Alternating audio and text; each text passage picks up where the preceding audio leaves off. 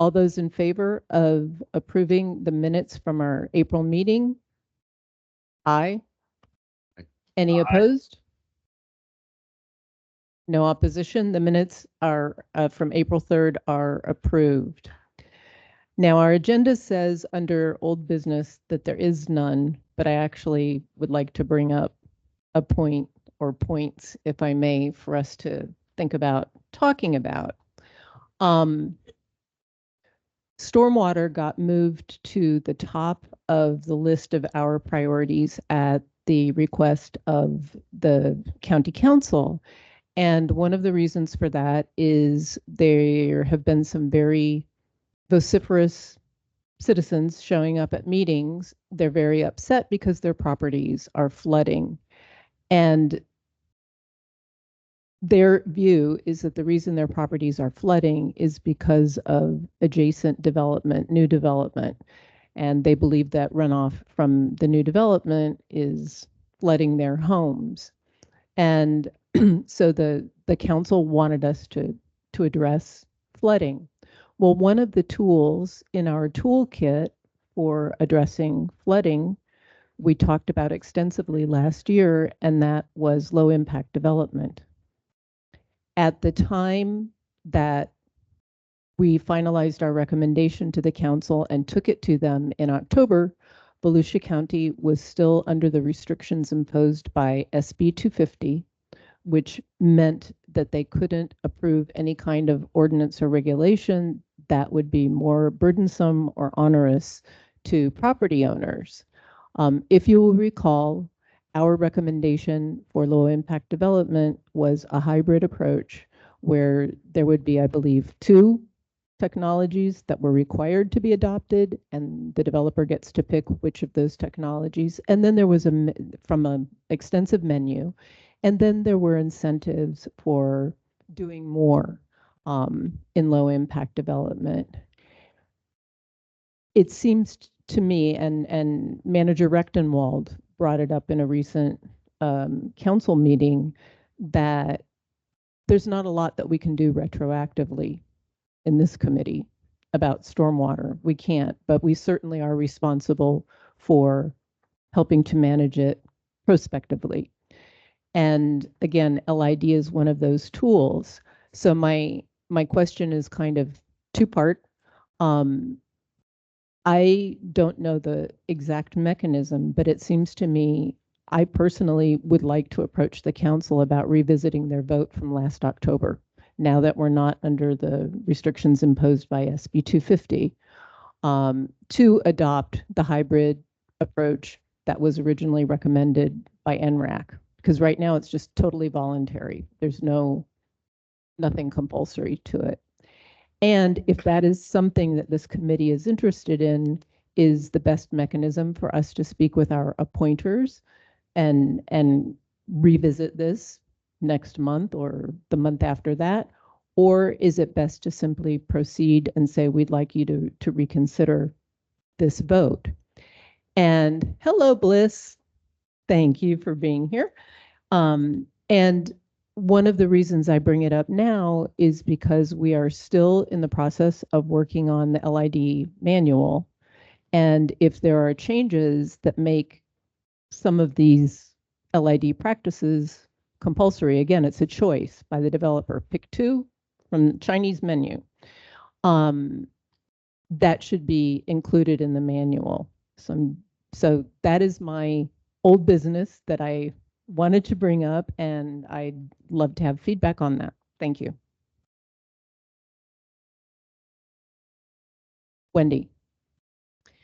So thank you for bringing this up, Melissa. I agree with you 100% that we need to revisit it, given that we're no longer under the SB 250 constraints. And I know that we have, since we last met in April, we have now finished the LID code audit tool. So we have at least a, kind of cursory overview of where the current ordinances are either, presenting a barrier or perhaps facilitating LID solutions.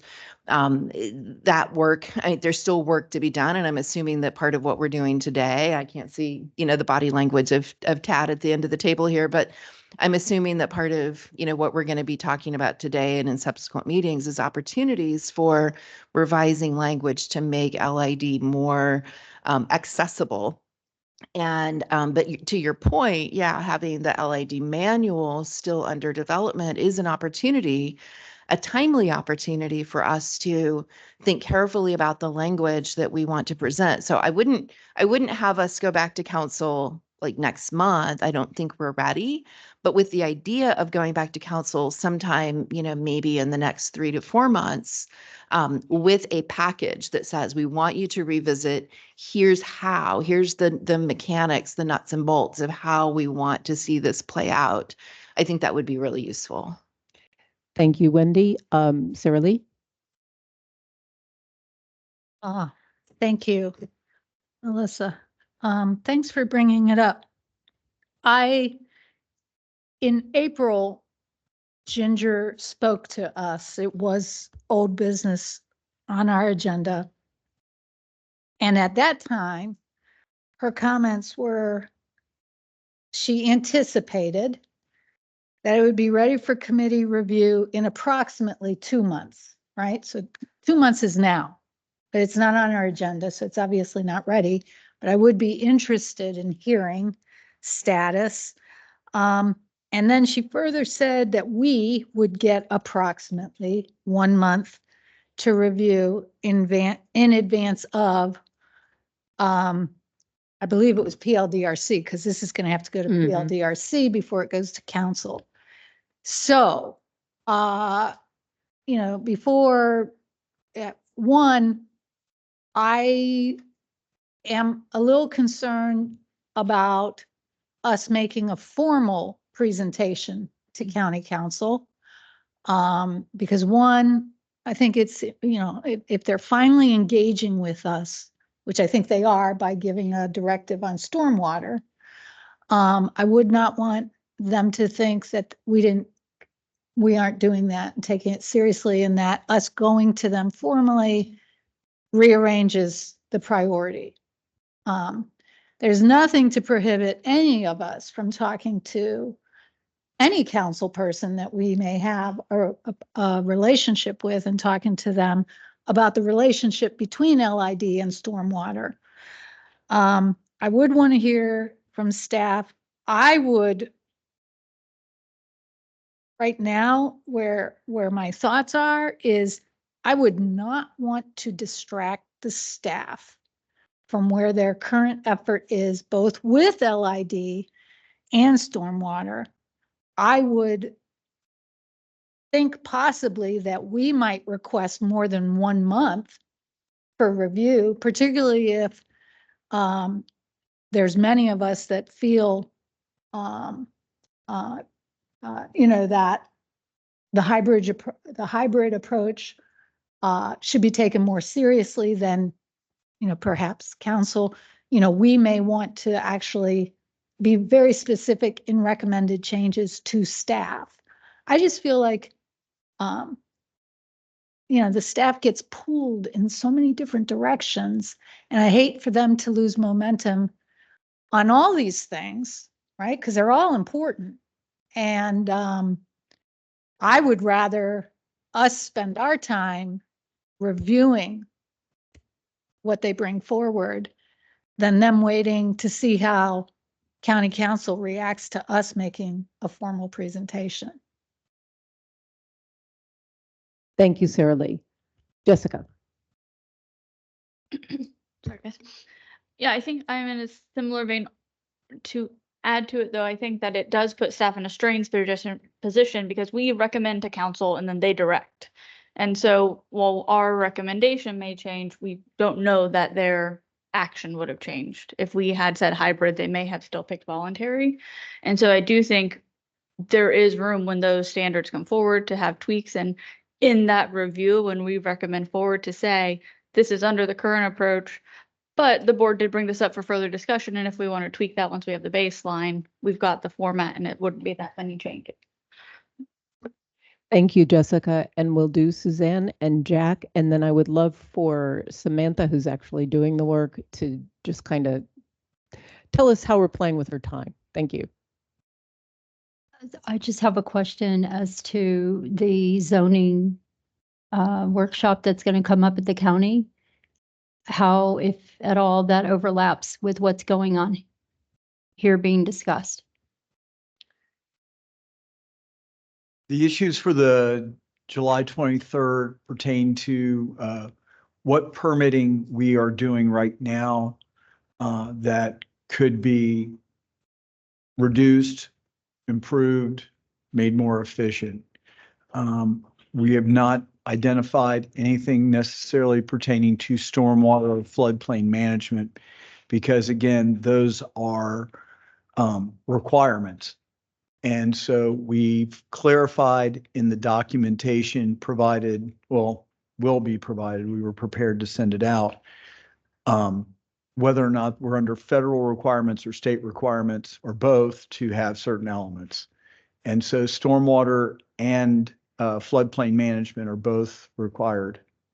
So we've identified that those are not necessarily things that we can do away with, or all we can do is look at as potential improvements in the processing. So we are not necessarily, from a staff perspective, identifying any changes at this point. Now, I know that Tad is working with y'all on the actual rules and regulations that we implement, so that would be a little bit separate.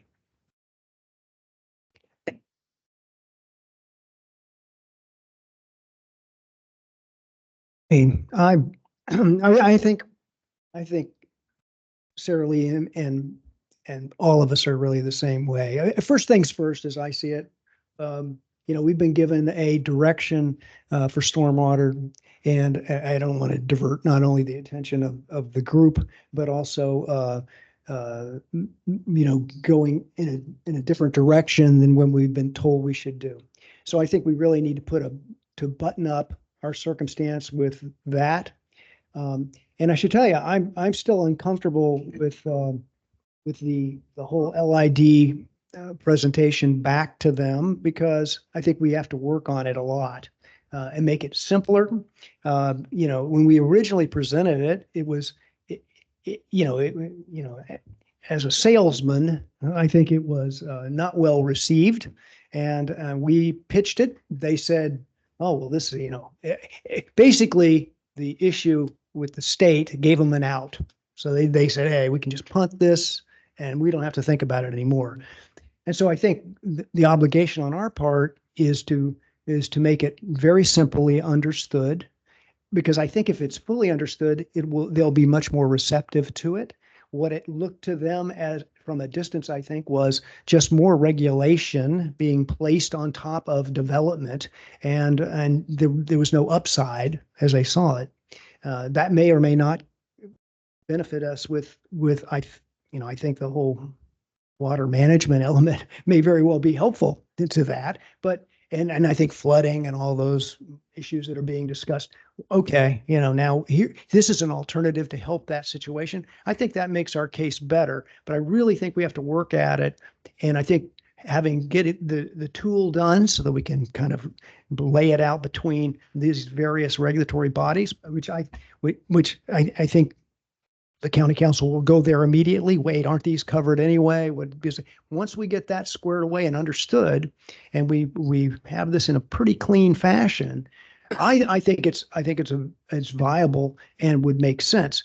But if we go in anything short of very thoroughly presenting this, I think the potential of getting anything done with the county council is really low, and I want it to be high. So I think we need to work at it harder.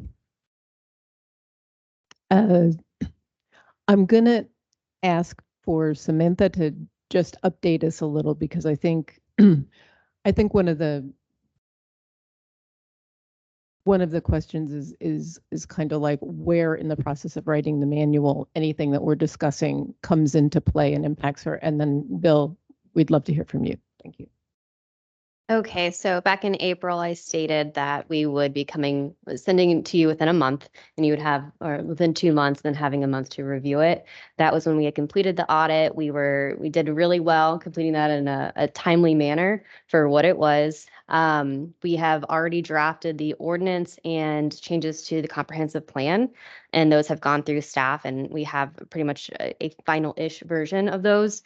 Where we've been getting bogged down is within the manual itself. We have all of the educational material in there so everyone would understand the BMPs, but not an overwhelming amount of education as well. We have different tables to where the engineers or developers or public can go in and see what incentives and what regulations what things they would have to do on the site to gain those incentives in a very simple format.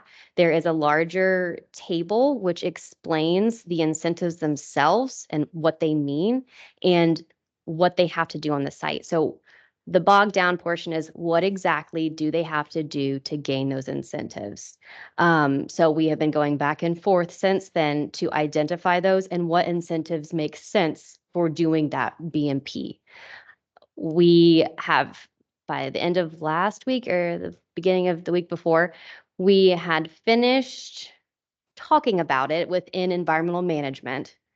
I have to finish doing the draft and then bring it back to the larger body of county staff to make sure that we're all on the same page.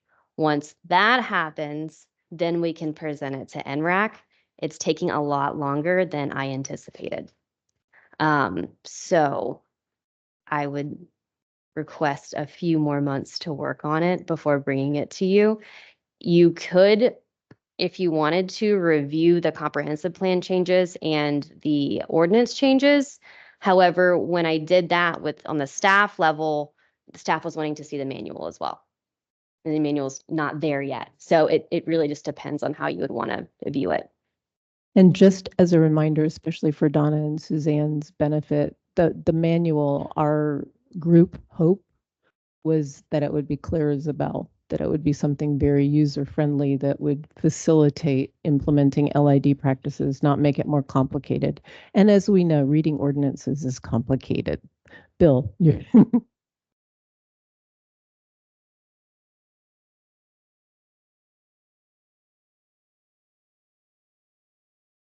the question was just pulling back from big picture, with the county council very concerned about flooding, people's properties flooding. We're working on stormwater, but also LID deals with keeping water on site and not allowing it to flood into a neighbor's area.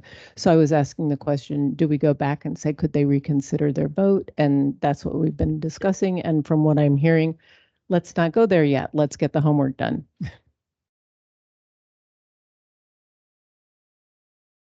Any other discussion on this old business point? Just as a quick follow-up to my initial remarks, I'm very much looking forward to Tad's subsequent presentation today. We got the conversation started last time, and I know we really have to get into the weeds today. I'm really looking forward to that, and I think that is going to sort of open our minds as to where the opportunities for inserting those LID solutions will be. So again, this is not, topic A versus topic B. These two are very intersectional, and I think we're going to learn a lot today. Thank you, Wendy. Sarah Lee.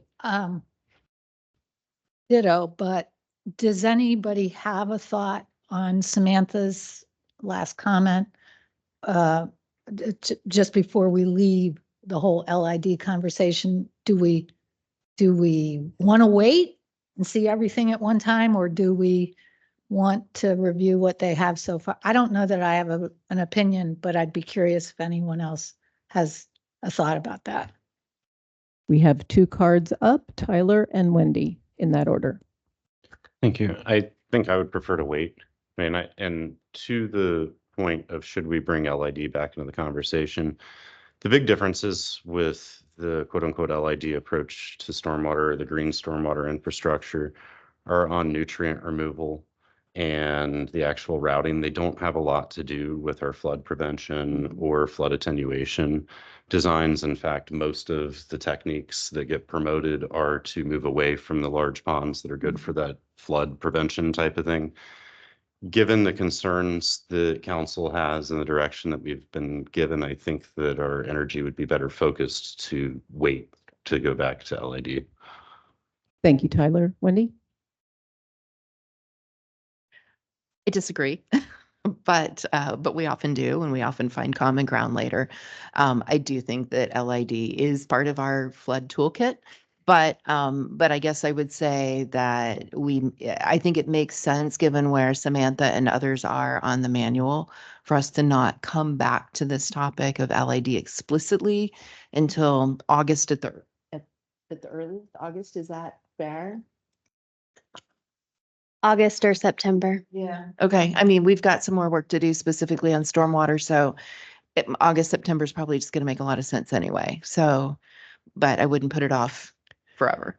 So just to conclude, a tremendous amount of work that was in process has been completed with the audit tool done, the ordinances rewritten, the comp plan language rewritten. And it's just a matter not of writing the content right now, it's still deciding on what those incentives will be. So it appears that there's both that and timing for taking anything to council. It appears that there's no need for us to worry about whether something is compulsory or voluntary at this point in time. Keep doing your plan. And I also heard just the little bits of preferences expressed. I would prefer to wait and see ordinances, comp plan changes, and manual all together, like Tyler suggested as well. It seems to me more efficient. So that's what I understood. Are we good to move on? Suzanne? Probably September at the earliest for LID, for looking at the completed manual. That's, you wanted a month to review it beforehand, correct? So I would have to have it done and sent to you by August would be helpful. And then you would see it, we'd bring it back here in September. If not, I would have to finish it by next month and have all the meetings with everybody and do all the drafts. And not to add tension to this, but many of us will either be off this committee in October or reappointed to this committee, and we're continuity on this topic. So that does give it just a, am I not right about that, Clay? You're frowning. October 2022, we had our first meeting. So okay, thank you. Alrighty. Jack. But the good news is the group exists. That's important, you know, because we were on the fence there for a while. So at least we're here. You know, with the time lag here to do this, and I understand the need for that. Will we use the time in between, I mean, a couple months here, just on stormwater? I would think so myself. Okay.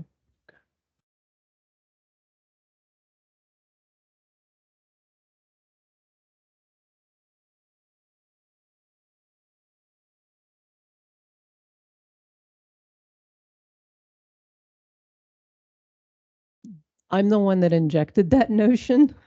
Just, you know, sitting here, it seemed to me, oops, October, Clay has to check that. Right But- now, we're double checking the enabling legislation and all that, and when the appointments will occur, because typically they've been trying to schedule them all for the same time frame so that we may miss a month where it was. That's why I was thinking they may be looking at January of 25, Okay. but let me double check. Well, that would be wonderful. I was just, you know, we were told that we would serve 2-year terms, so I was counting it from not a statutory perspective, just from what we all signed up for. If there aren't any further comments on LID, now that Ted has left the room, we can move on to stormwater.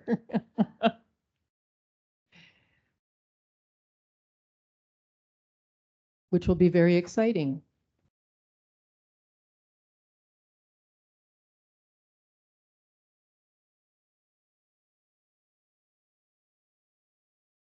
It was a very helpful tool, and I think that there were a lot of conversations between the different departments and divisions, which were needed in order for us to move to the next step of creating the manual, so that we all understood where we were and what our regulations are. And it did identify some barriers in the code. Just a little background of how we're generating the ordinance is that it would be a separate division within our code as opposed to the sprinkling of LID throughout the code. So it's in one area for people to see. But there may also be some changes within the code in different areas as well to facilitate that on a regular basis as opposed to just doing an LID development. Thank you. Thank you, Samantha. So Tad, while you were out of the room, we covered stormwater. So yeah, so you're up now.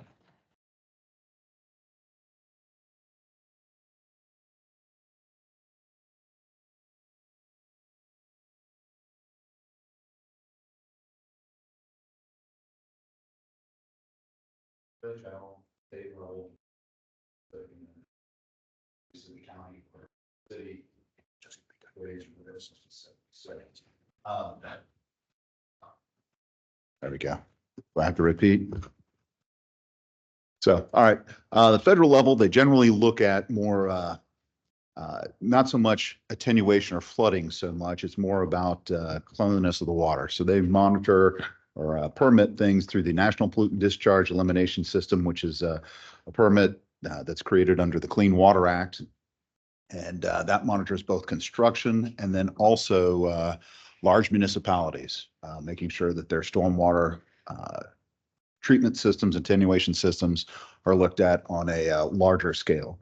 The state regulates things through their environmental resource permit, which is basically set down through DEP and then regulated through each of the different water management districts, with occasionally a slight modification to those rules based on the water management district's different rules and requirements of their geologic area.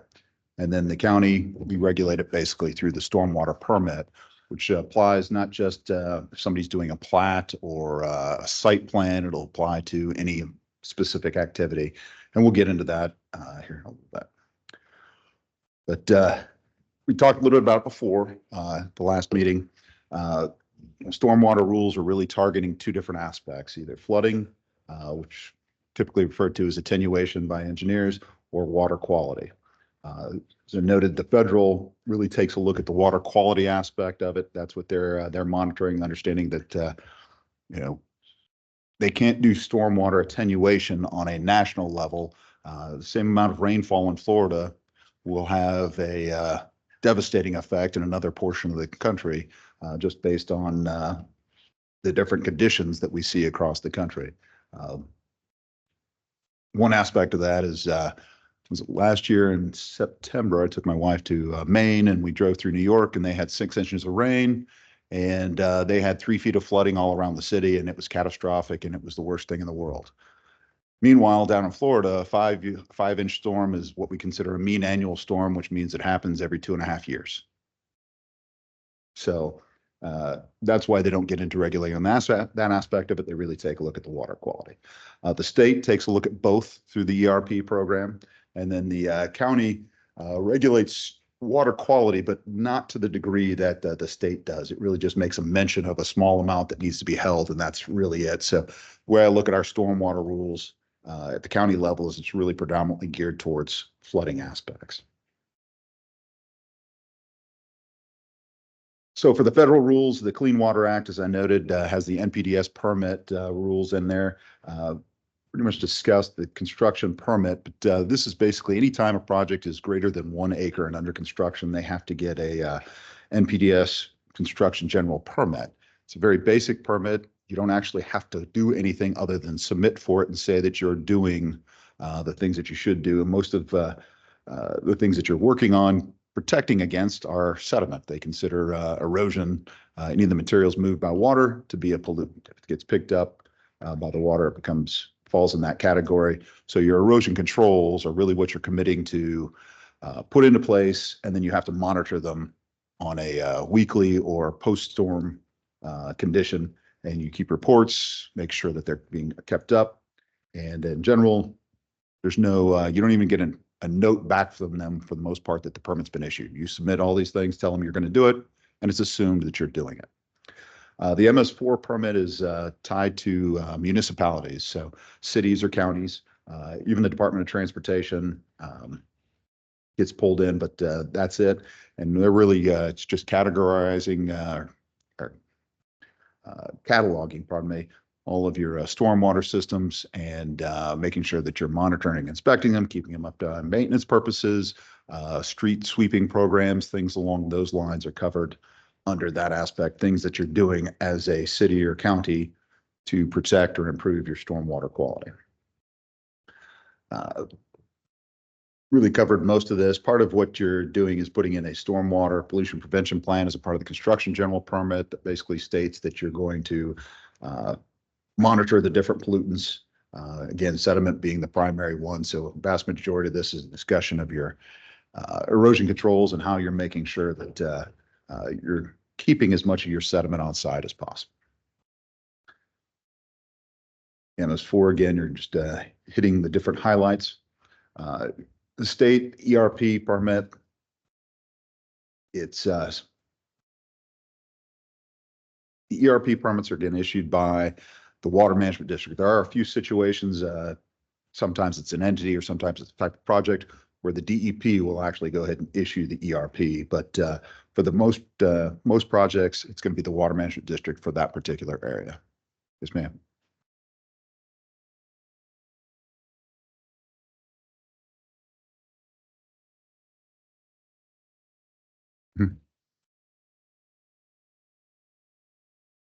I had heard that, yes, that they were I don't know that they've actually finalized it. I do know that they were talking about an implementation date. I think it was 26. Is that what you heard, Tyler?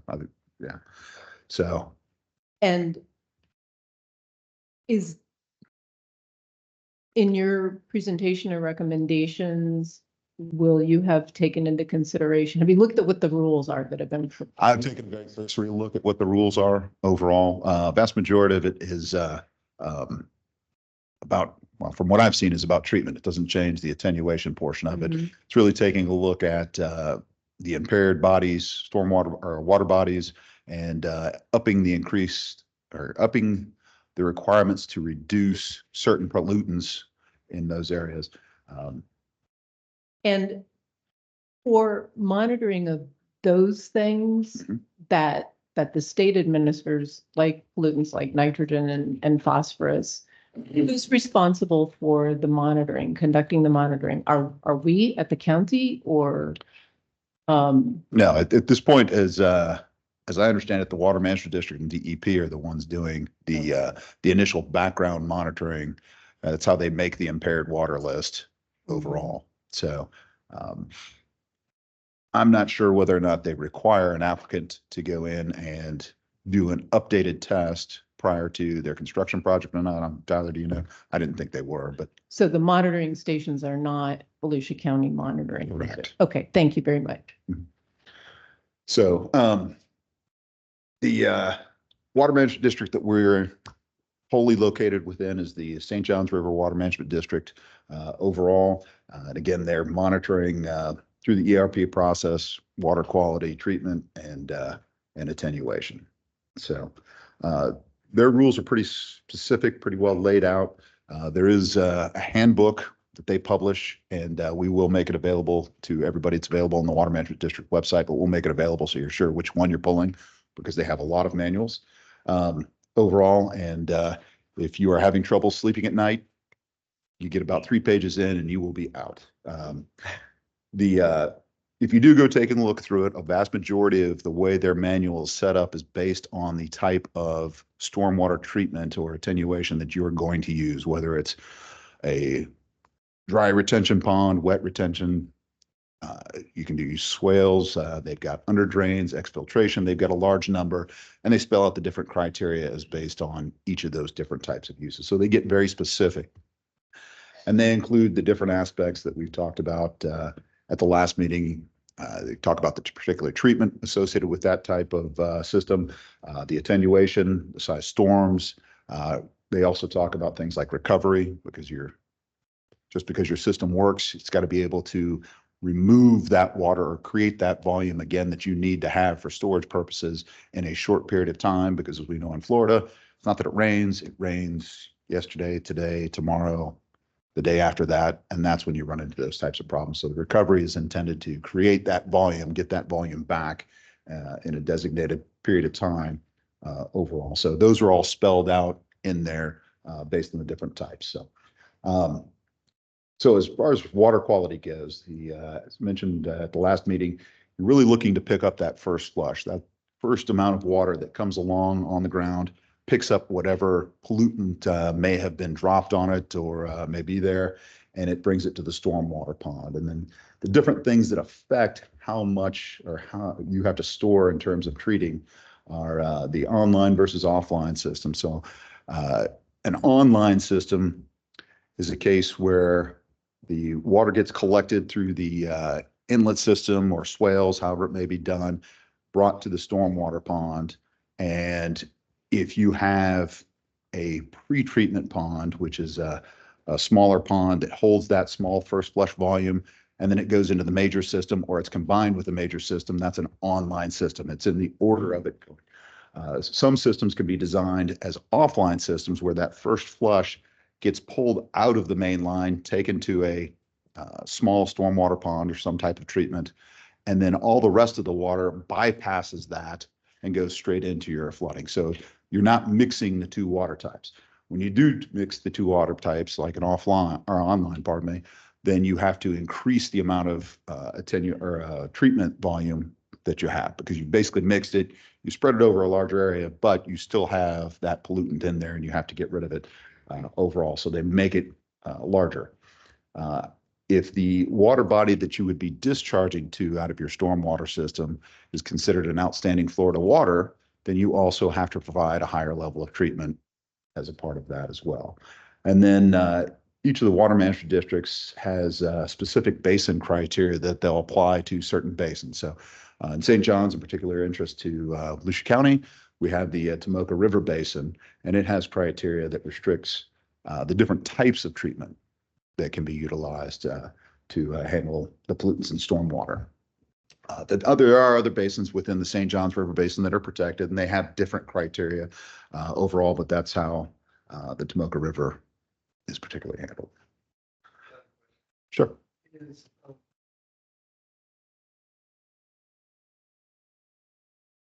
Well, the special basin just restricts the type of treatment that you can do, the way you treat the water. The OFW, you can still use the other methods, it just increases the volume that you have to treat. All right, was there somebody else? Okay.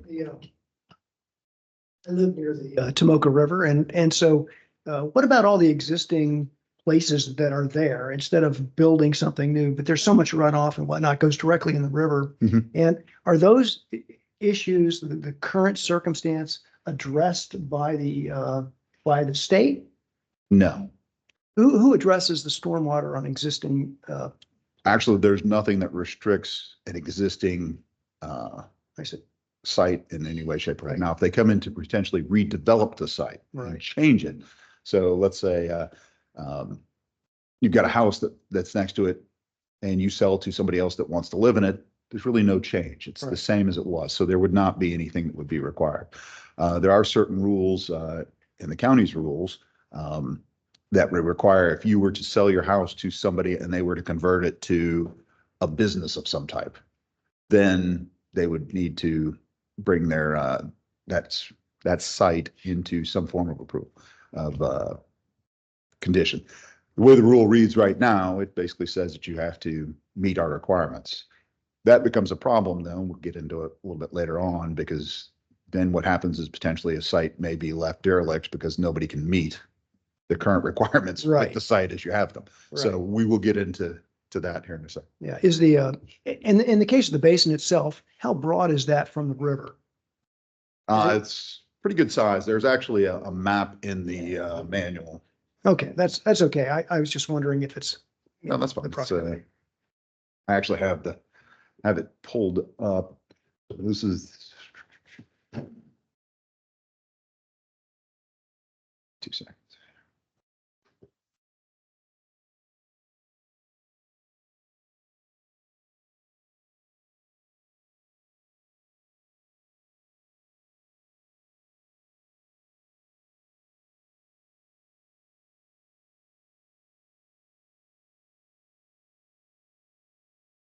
It's really okay. There we go. Sorry. Give me a second. So I think the map's also in the agenda. is it?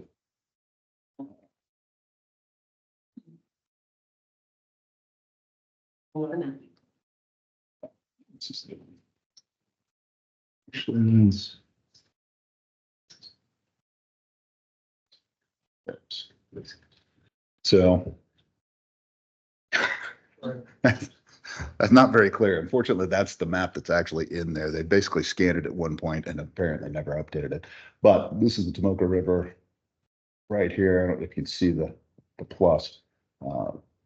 This is basically the boundary line that they've established over here. So you can see it cuts quite a bit into Tiger Bay over in that section overall. So it includes pretty much anything on the east or west sides of LPGA for a little bit of distance.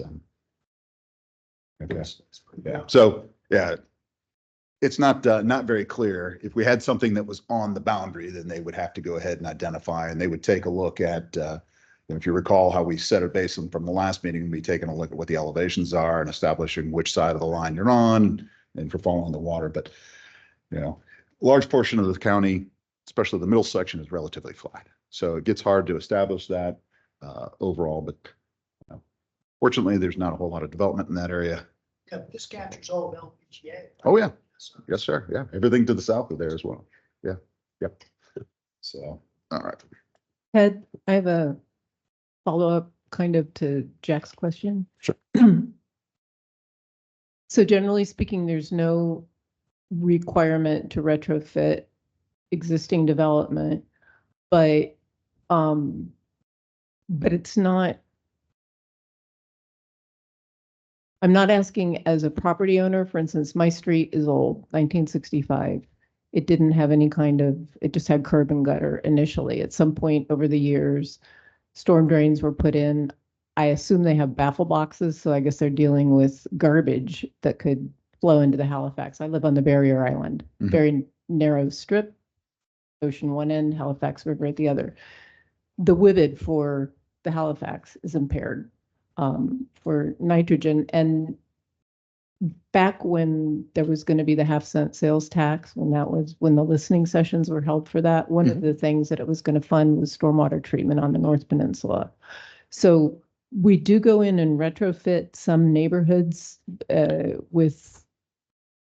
I don't know that they get that, and this would actually be, we have a stormwater group that looks at these types of items overall, and I don't have a familiarity with what their work program is overall, but they do identify different locations, like for example, as part of our road project down on 10th Street, right along the edge of Edgewater and New Smyrna Beach, where we did widen from 2 to 4 lanes. Our stormwater group, on the heels of that, adjacent to one of our stormwater ponds, we had acquired more property than we needed because the parcel was that large, and they came in and put in a stormwater pond in the rest of that area to handle more of a specific treatment pattern than an attenuation, which is what we were geared towards. And I'm sorry to kind of ask that because I know we're dealing with permitting and not something like retrofitting, but I was curious following on the heels. Well, but it's an important issue because there is already existing problems in developed areas that does not and will not get treated even if new development comes in, because all they're tasked with is offsetting the impact they're creating. And if there's already an existing problem, that's not getting solved by anybody at this point in time. So, Yep, sorry. Okay, sorry, as long as we're on this topic, I just wanted to ask a quick question. On the retrofitting, are we able to tap into that Transform 386, the Community Development Block Grant, the mitigation component of that to do some of those retrofits? I do not know the specifics on that. That's not Okay. my group, but we could ask. Okay, yeah, cool. So can you put that down to ask Ben about that? Okay. All right. So back to the attenuation aspect of things. So we covered the treatment portion of it. The next portion that the ERP covers is the attenuation aspect of things. We talked a little bit about in the previous meeting, the two different basin types. Closed basin, meaning the water doesn't go anywhere, it just percolates into the ground. The open basin, meaning ultimately some way, shape, or form, it makes it to the ocean. We use different types of storms, different sizes of storms for those particular areas. The closed basin has a bigger storm. It's a slightly longer time period. Instead of 24 hours, it's 96. Basically, it's about an 11-inch storm at that point in time. And the 25, 24 is in that 8 to 9, depending on where you're located, range.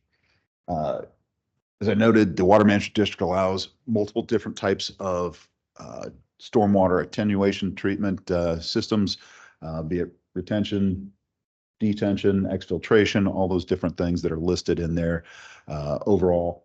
And they're also set up to be able to utilize new types, things like you've got listed on your LID and those types of things that you can get permitted through them overall. Or some of those attenuation, well, we're talking attenuation and not treatment, but I'm aware of treatment wetlands, man-made wetlands like Orlando wetlands, Sweetwater and Gainesville, Wakatahatchee down in South Florida. Are those some of the things that can also be used for stormwater with mineral plantings and? Yeah. Thank you. Sorry. They do have, wetland stormwater management systems, the last one on there. So, yeah. Now those those are not generally considered, you're not looking at those in this form as man-made.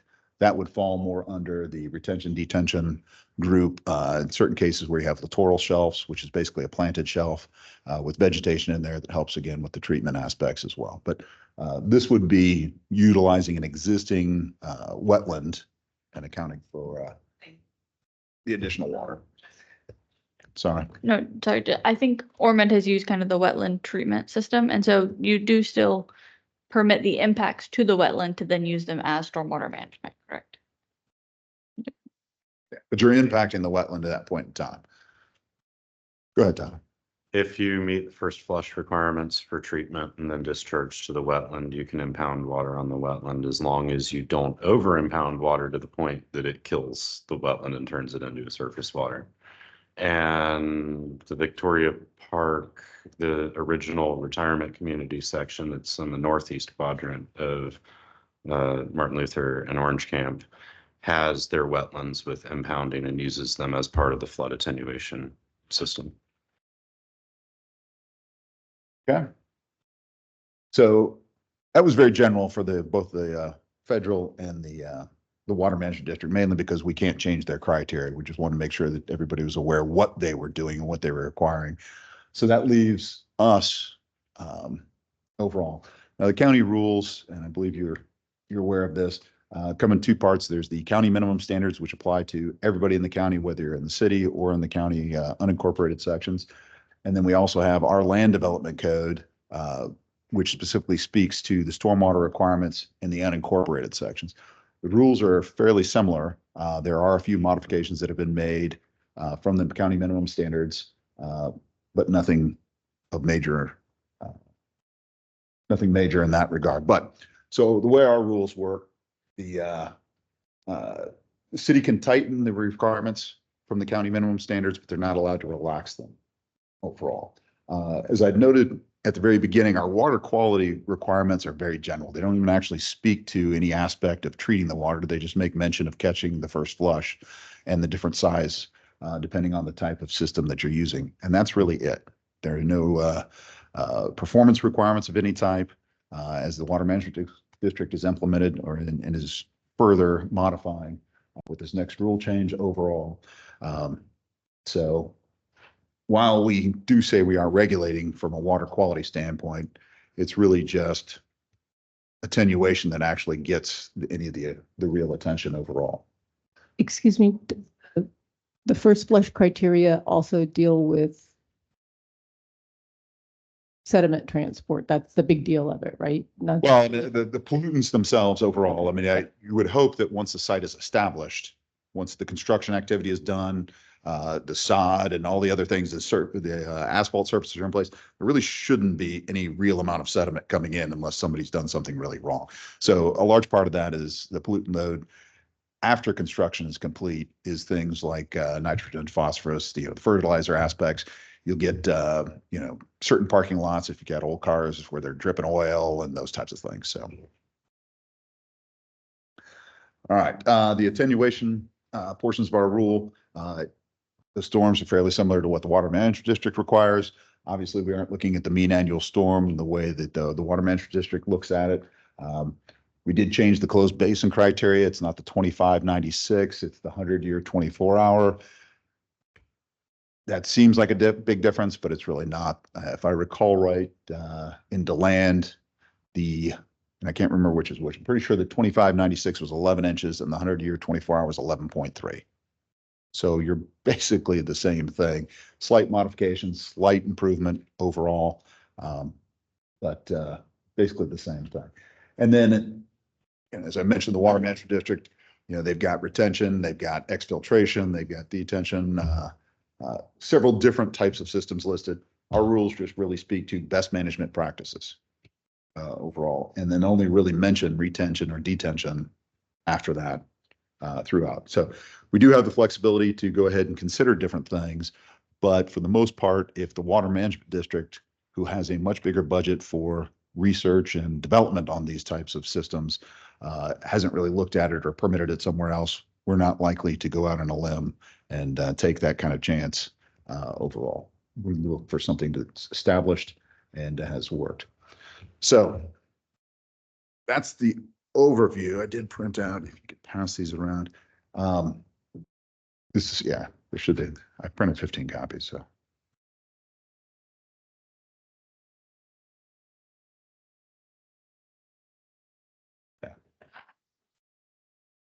For something like this, you need to be able to potentially go through and take a look at. All right.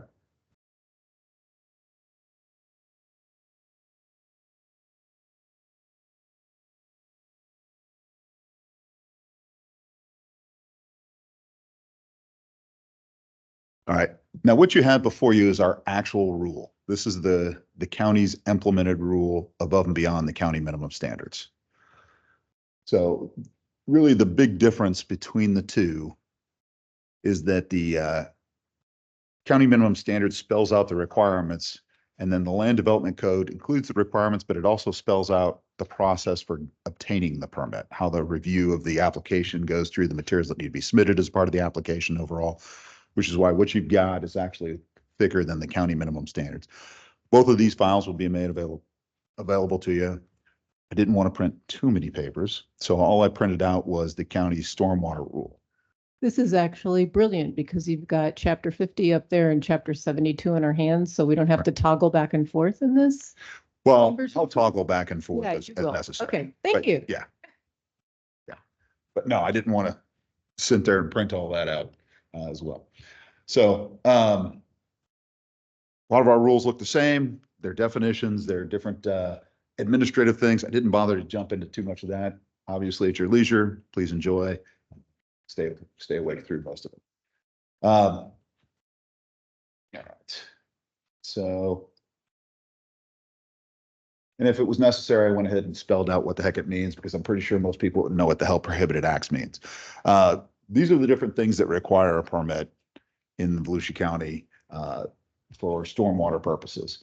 So any change in the land or construction of a structure or the change in size of a structure. Now, there are some exemptions to this overall, and we'll note those, and those are spelled out by rule. But basically what this says, if you go out there and move dirt around on your property and you don't meet one of the exemptions, you need to pull a stormwater permit from Volusia County. So it's a great rule. It doesn't always happen that way, but that's the way the rule reads.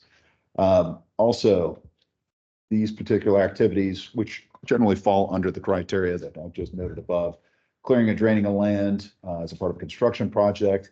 If you are working on a non-agricultural land for agricultural purposes, ag has a general exemption throughout the county. If you're going out there and farming on your property, you know, you're doing the things that were just listed above. You're making changes to your land, you may change drainage pattern.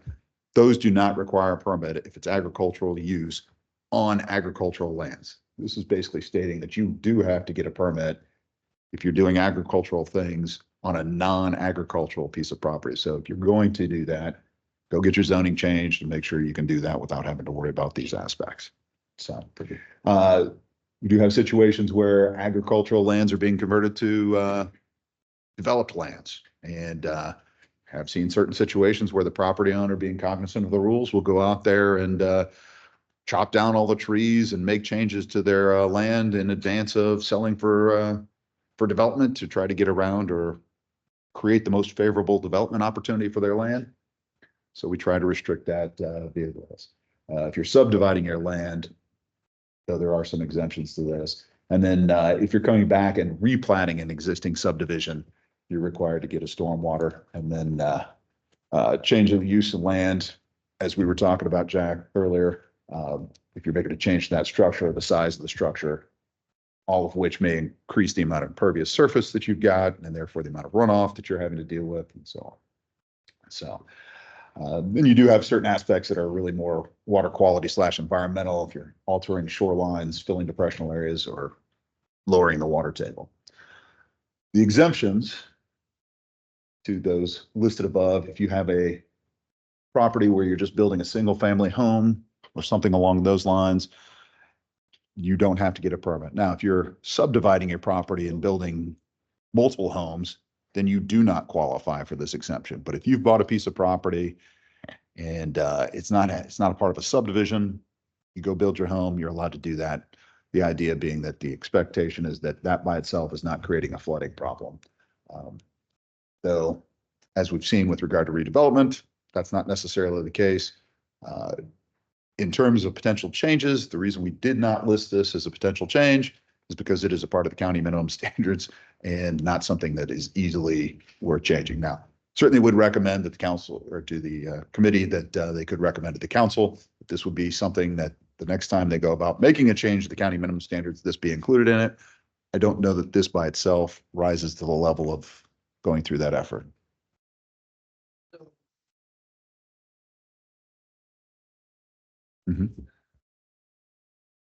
No, that we require grading plans. Now, most of the time that's it.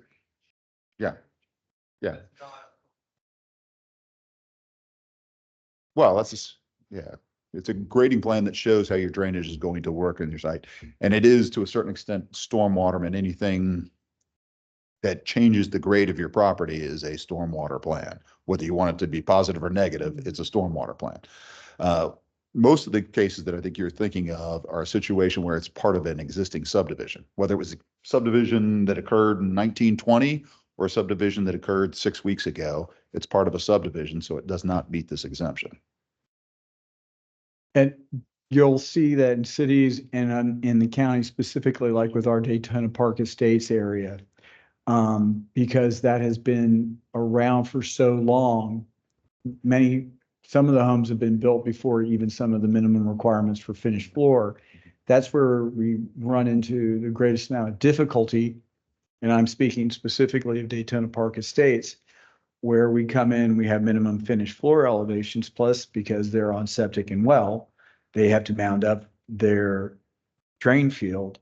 So now you have 3-4 feet of fill being brought in, potentially adjacent to another property owner who built in the 80s or 90s and may not have been subject to some of those standards. So that is where we've required a drainage plan to show how you're avoiding your water flowing onto your neighbor and bringing it out. Now, unfortunately, with these antiquated subdivisions such as Daytona Park Estates, they don't have master stormwater. And so we may mandate that they route the water towards the front of the lot onto the dirt road into the swale. But if the adjacent property is lower, water travels to the lowest point. So that's where we're trying to work through how can we allow for this infill development in these vested lots, which may not have all of the necessary requirements. That's the biggest problem we're facing right now. Wendy, can I just real quick? Sure. I mean, I was going to talk about DPE. Yeah, and I was gonna follow up with Clay said some estimate, Jim had easily. That's exactly the situation that's happening in a neighborhood very near mine that I don't think is a subdivision. I think it's just a building on a street. So there's really no remedy for the neighbors since it would be exempt as a single family home, right? Correct. Well, let me tell you how the attorneys have identified it to us, is that I own this piece of land. I'm entitled to build on it. And as long as I'm following your rules and regulations, I have the right to. You do not have the prohibit, if you are my neighbor, you do not have the right to prohibit me from building. And just because you took advantage of my vacant lot for your stormwater doesn't mean I have to address it. Thank you. Wendy.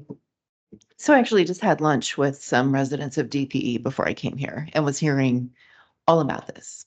Yeah, not DEP, but Daytona Park Estates. And, and one of the questions on their minds is, I'm sorry, I can't turn around and look at Clay when I ask this question, but it's is if the roads within DPE are county roads and the residents are being expected to discharge to the road, is it the county's responsibility to manage the stormwater once it gets to the road? So should the county be managing swales? Because apparently the swales are disconnected. It gets to a swale, but then it doesn't have anywhere to go. And so there's not a master, as you said, there's not a master plan for moving the stormwater into an appropriate depressional area. It just sits in the roads and bleeds into other homes. And so where does the county's responsibility start and stop with the public infrastructure there? Well, Ben Bartlett, our public works director, would be able to give you the best answer, but I can give you an approximate answer. And it's the situation of we accept what was granted to us at the time we accepted it. So when Daytona Park Estates was vested, quote unquote vested, and in 1976, when our public works department drove the county and identified subdivisions that met the criteria, it was like we took a snapshot picture of this is what we have, this is what we will maintain. And if there's a need to make improvements, the folks will be subject to a special assessment.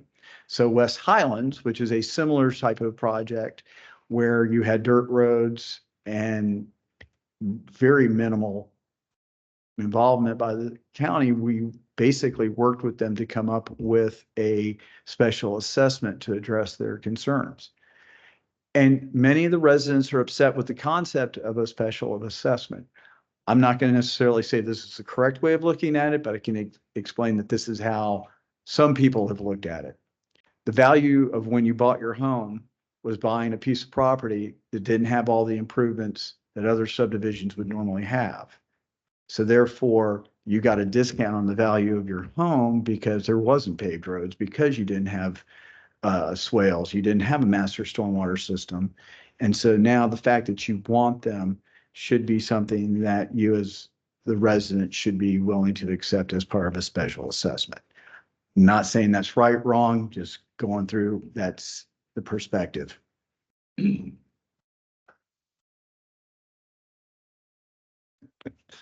All right. No, it's good discussion because that is one of the bigger problems, as Clay said. The amount of time that we have to spend on those types of things is disproportionate because there is no defined easy answer for those overall. Other exemptions, as I noted earlier, agricultural pursuits are not required to come in and get a permit. And then at the bottom there, obviously it's not, there aren't too many of them, but a publicly owned landfill, which the county runs the only one in the county, is only permitted under state regulations, which for a landfill are pretty dang tight overall. So anything they're doing exceeds what we require anyway. And then we do have an exemption for small impervious areas overall. This actually mirrors what the Water Management District has in their exemptions as well. Anything that's 4,000 square feet with traffic, or anything 5,000 square feet or less that doesn't have traffic. You know, if you're building a small shed or something along those lines, adding a patio, you know, all those different things would be potentially exempt from needing that aspect, with the obvious exemptions to the exemption being parking lots, driveways, loading zones, that type of thing. And then also 5,000 square feet for building area for other impervious aspects. So those are the things that require a permit, and those are the things that get exempt overall from a permit. If you take a look at this similar portion in the county stormwater standards, you'll see that there's also an additional exemption. H, subdividing of lands into 4 lots or less, each being 1 acre or larger in size, where new paved roads are proposed. The idea being that with 1 acre or larger parcels, you know, the amount of stormwater runoff that would be created by such a structure is not worth being that overly concerned about, primarily because on a 1 acre lot or larger, you're not generally making that many changes to the land itself. Most people are just making modifications to build their home, accommodate a driveway, and then off they go. If they were doing something larger, like what we think of as a general storm or a subdivision, where you're going in there and you're mass grading an area and you're putting lots on, you know, 10,000 square feet or something along those lines, well, obviously almost every part of that piece of property is being changed. In this case, the thought being that you're not really changing that much. And it really accommodates property owners that have owned large lots and then want to have the ability to break off a piece for their friend or their children or their parents or something along those lines, without having to go through the incredible expense that is required for platting a piece of property. So the county added that exemption over and beyond the minimum standards. And then kind of glossed over it, but also any maintenance activities on any of your systems. If you're going out and resurfacing a road, it's understood that you're not really creating any runoff, and therefore you're going on. Any maintenance that we would have to our maintenance to our stormwater ditches or stormwater systems, we don't need to get a permit. Same thing with any of the developers out there. The idea being that, you know, you're not making any changes to it. You're just returning it to its original condition at worst. So, all right. So the performance standards, what do you have to do for your stormwater system? As I noted, you know, we don't really specify exactly what types of systems that you have to use or can use. We just go ahead and say that it has to be the best management practice. So it gives you quite a bit of flexibility, particularly when you start talking about different things like you're looking at for your LID. That would be consistent with this, as long as it meets the best management practice for that particular piece of property, of that type, with those different soils, that kind of tailwater conditions, so on and so forth. So, which the engineer would need to judge. So the different activities, site alteration activities, also covered. You're not allowed to get in there and add siltation to wetlands. You're not allowed to during the construction projects, usually when that would occur, not so much after, but you can't have a negative effect on those. You can't allow the water to become a health hazard. So, you know, you can't be running it through, say you're doing a tire shop or oil change shop. You can't run your water through those types of areas that would pick up harmful pollutants and then move them on down the system. And then anything you're dealing with, the control of that is also part of what you're permitting. So that is pretty much the limit of the water quality treatment aspect of it, those 3 lines. As far as attenuation goes, detention structures, you know, we spell out that they have to release the runoff over a period so as not to exceed. So I mentioned before, pre-post is generally the term that's referring to this. You're making sure that you're not sending more water downstream, either at a period of time or as a total volume, than what you did or had in the pre-construction condition. And with the main rider that, look, you're not allowed to have a negative impact downstream on your owners or adjacent lands. And if you're sending less water downstream at a certain time or a certain volume, then it's presumptive that you met that particular criteria. You're required to remove any oils or flowable solids. Erosion by wind or water. I'm not really sure how the by wind worked into the stormwater permit, but that got included in there as well. Go ahead, Wendy. Back to the downstream part. So, I get how this is written and why it's written this way, but when we have scenarios where what used to be downstream is now upstream because fill has been brought in to raise the elevation in these lower areas. I mean, that's the scenario we keep talking about, right? Is that, you know, fill has been brought in, you put the house on top of that, and yeah, water used to go downhill to there, whether that was, you know, proper or not, that's what happened. Right. And so now it's the older homes, which used to be upstream, that are now downstream. Mhm. And so, you know, is there, in terms of, you know, our job here of revising language, you know, those are the kinds of things that jump out at me, that we need to think differently about what's upstream and what's downstream. Right. Okay. Don't disagree. I mean, Yeah. but the language is what you want it to read. Right, right. It's just So- the necessarily the practice and the aspect of it. And, Mhm. you know, particularly with like the DPE example, that's what we're struggling with is Right. how do you do this without infringing on really the conflict that's created by giving an exemption for a single family home or something along those lines. Right. So trying to make it all fit together. Right. Is So certainly an issue. it wasn't really a question. It was just kind of pointing it out to the rest of the committee that this is what we're doing. We're changing elevation of places. And so these kinds of standards are kind of moot at this point. So. And then I mentioned outstanding Florida waters. Each of the water bodies in the state are given a set designation, class 1, 2, or 3. Class 3 waters are the standard everyday lake that you would see that may be unremarkable to a certain extent. Class 2 waters are specifically associated with shellfish, if I recall correctly. And then I don't remember what it takes to meet a class 1, but it's generally the same as an OFW for the most part anyway. But so discharged class 2 waters and all of our shellfish would be in the intercoastal in those areas overall. So you're not really allowed to directly discharge. You've got to work out some manner of filtration or something along those lines, which generally falls under the standard treatment practices that you're already implementing. Okay, question. Sure. What about the lakes that have mussels and those types of? They don't meet that particular criteria as defined. DEP is the agency that sets the class of the water, much like they do with the impaired aspects.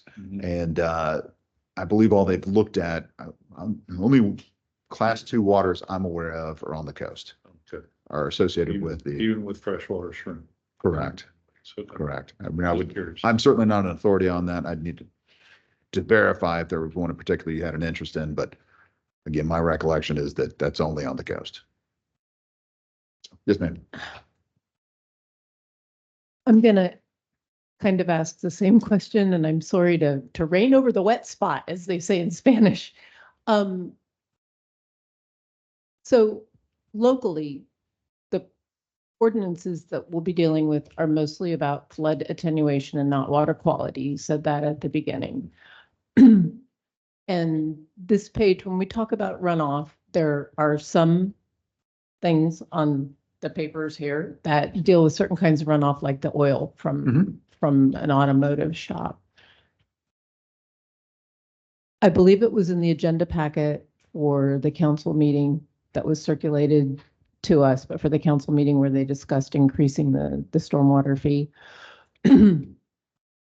And also, if you go on FDEP's pages, we have many impaired waters in Volusia County, almost all of them. And the way we're set up to be talking about this, it's like we're not going to deal with water quality in our discussions. We're just going to deal with flood prevention. Are we missing am I wrong in understanding that? And are we missing an opportunity? Well, and I do realize drivers of the pollution or the impairments are not all stormwater right. by any means. The the way I look at it, I as the county engineer have looked at it, is that generally when you're making rules about something, you want to have the ability to be able to speak empirically or with evidence and have done research on those particular items.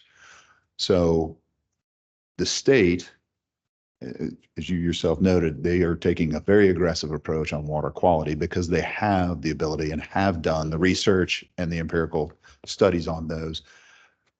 So for that reason, I generally gloss over them, and the rules that are in here are very general. There's nothing specific, as I said. There's nothing that outlines. I mean, even the stormwater attenuation, while it doesn't go into a lot of detail, at least it gives a standard. You've got to meet this storm and be able to attenuate it.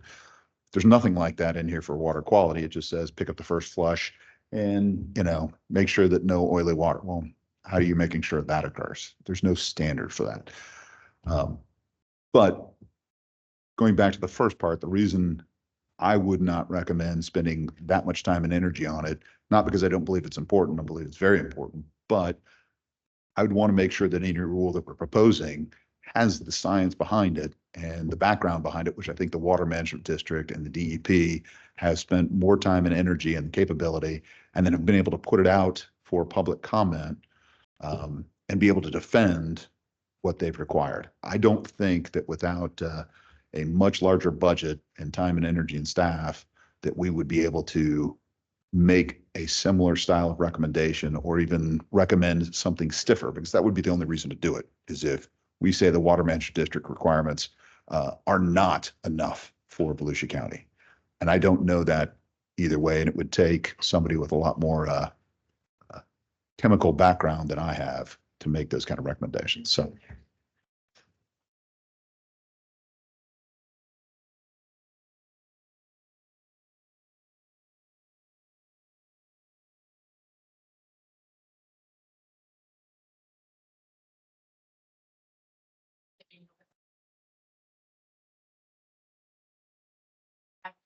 right.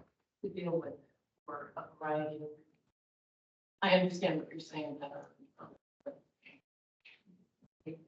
I would just add, as we said earlier in the meeting, that the new stormwater rules coming out of the DEP and water management districts are focused on nutrient pollution. What? They were much stricter initially, and then at the last minute, they're still better, but they're. Okay.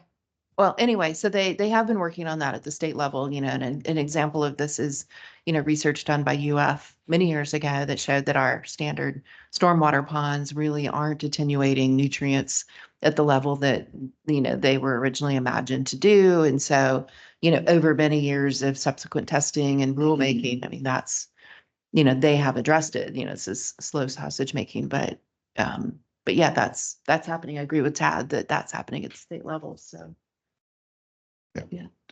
And I certainly wouldn't discourage the committee if they felt like there was a need for particular basins to identify that and request studies on that. But that would be the limit of what I would recommend. I don't think there's any capability on our part to do more than that at this point. Tyler? Thank you. So I know we talked about the three different water bodies that create this whole rule and what have you, but where does like the heritage rivers come into play on that? Because I know those are nationally declared or whatever as well. And is there like federal oversight on top of those other three? I'm not aware of any oversight. Tyler, are you aware of any oversight on heritage rivers? Heritage waterways, I have never dealt with one. Yeah, neither have I. Same down the river.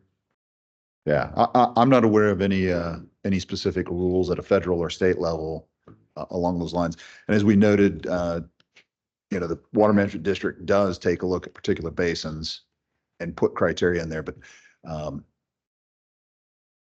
not aware that designation requires a change to how we handle the stormwater. I guess is the best way to put it. The exception to that I know of is if a river is designated as a wild and scenic river by the National Park Service, such as the McIver River, then there is an excessively high level of federal oversight on anything done near it. Aquatic reserves, and or is it? Yeah. Storm. No, not a stormwater. So, and the Wekiva River itself is also one of the protected basins that they have a larger amount of protection in than they say specifically to Mocha as well. So, Tyler? So I was going to add to Tad's comment on nutrient removal. I think there is a level of criteria and enforcement from DEP under the existing rules, not the rules that are proposed for future implementation within all impaired basins that may not fully be realized. We hear TMDL, which is total maximum daily load, all the time. I haven't really dealt with TMDL in my experience. What I've dealt with is a demonstration of no net increase in nutrient discharge, which means that we look at what is the, prior to any development on the land, the Spanish land grant era of Florida, expected nitrogen and phosphorus annual discharge, and then what is the, based on codes that are given to us by DEP, anticipated nitrogen and phosphorus discharge post, and we have to show treatment mechanisms that meet that. There's a substantial amount of testing that goes into the proof of those treatment mechanisms, and a lot of what Wendy was talking about is a lot of our initial data that we had was bad, and in the last 20 years, almost all of it has been rewritten. And so to that extent, if I'm working in Spruce Creek Basin, Tomoka River Basin, or any of the other impaired waters in our area, one of the first things I have to do is check with my St. John's reviewer at a pre-app of what are the impairments that we're going to be held to, because they almost all show oxygen, and they will have a defined nutrient, but it may not be posted because it's something that they keep up to date based on their testing. Now, the important part here is, once again, we're talking about no negative impact. We aren't solving existing impairment.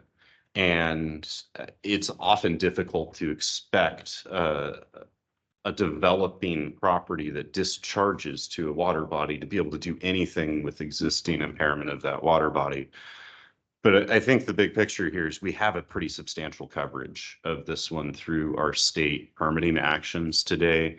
It is getting tightened with the new code to include not impaired water bodies. The big change that has been being pushed with nutrient removal is to expand it beyond just our impaired basins. I don't see the county getting into this game as doing anything other than making it more cumbersome for staff at the county level. I don't think that it will substantially alter what we design or permit. So just to make sure I kind of captured that. Reasonably, new development and the requirements placed on new development are to not make things worse, but they're not going to clean up pre-existing messes. And the not make things worse, the baseline is modeling that establishes a pre-Columbian level of pollutants in the waterway. Did I get that much? Kind of, sort of? Pretty much, yeah. Okay. And as per Tad at the beginning and you now, the district is in charge of monitoring or maintaining modeling to assess new impairments into water bodies under the districts. They're monitoring the nutrient levels in the waterways, and they have thresholds that above a certain nitrogen content or phosphorus content or a combination of the two, the waterway is more prone to aggressive coverage by things like lily pads and other superficial plant growths that will choke out seagrass growths. And He means yes. yeah. Thank you. He'll keep going. Thank you. Just to clarify, the American Heritage Rivers Protection Program was considered an avenue to deliver federal resources more efficiently and effectively in support of voluntary community efforts at enhancing and protecting rivers or river segments. And it was signed into law on September 11th, 1997 by Bill Clinton. So basically, it's just a funding source for your voluntary efforts to do it. So it does not appear to have any regulatory aspects. All right. So if there were a reason to go out there and do a project to improve the St. Johns River under that, they'd give us the avenue to potentially go get funds for that. So, thanks. And as we're at a pause, I don't know if this is a good pause point. Usually at 2:30, we take a little bitty break. We're almost at 2:30. Okay. Reasonably, I'd like to say 5 minutes, but reasonably, I know it'll be 10. So we're back here at 2:36.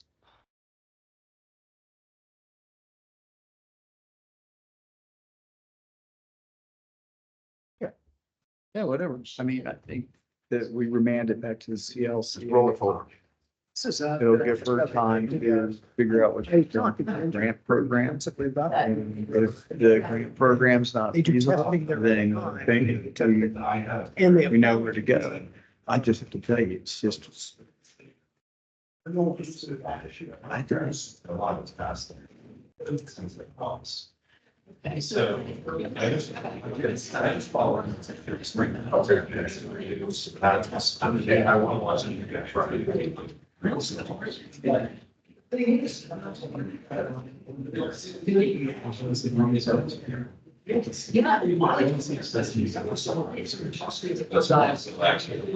Solution County is really selling now.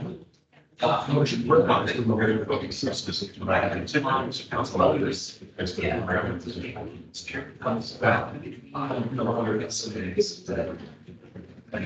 Something right. I'm sure their purposes of turning those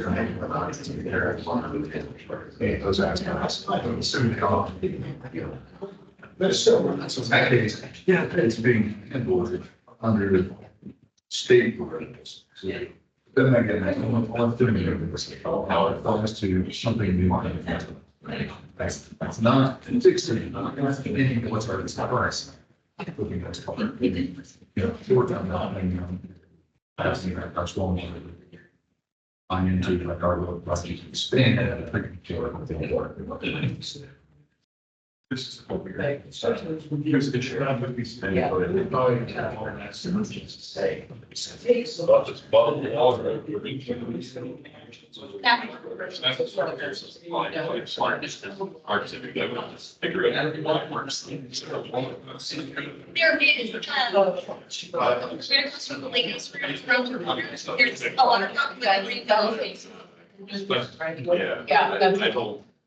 Really particularly carriage. I'm pretty comfortable here. Which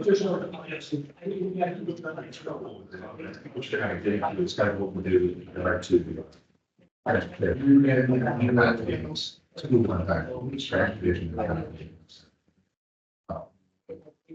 Just set the phone road surface. That's the way I like the only things converted online. We're insulated from everything. That's the. But all the. And it's not that. It is. The guy showed the fire. It's nice. We should have part of that. Like that's back we get close. Well, I think it's all the water. You know, that's the first thing.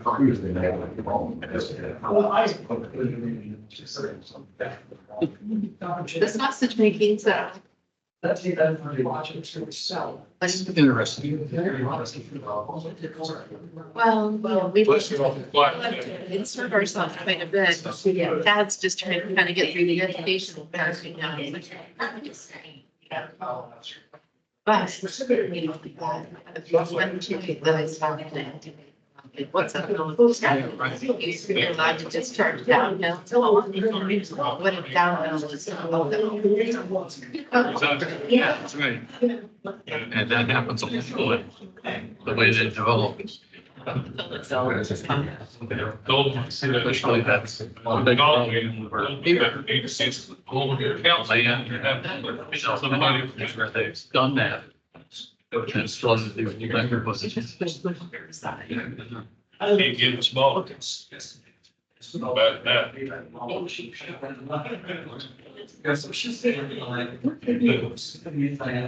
can hold her down. I got plenty of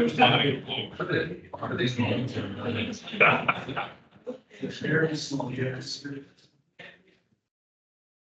It's really good.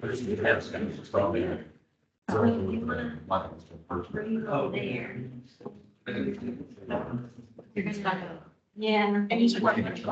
I hope so. I got it one day.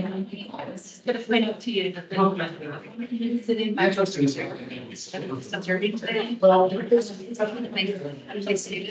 she's still my next year. Yeah, so she's actually the dean's, she's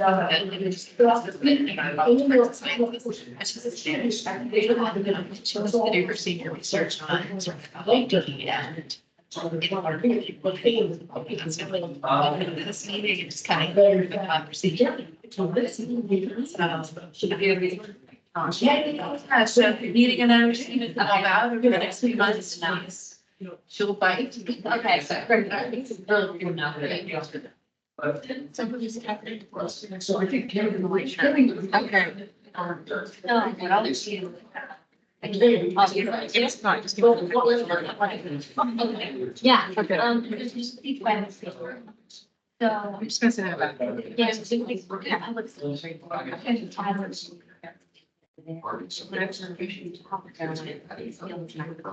Yeah, that's not hearing. Okay.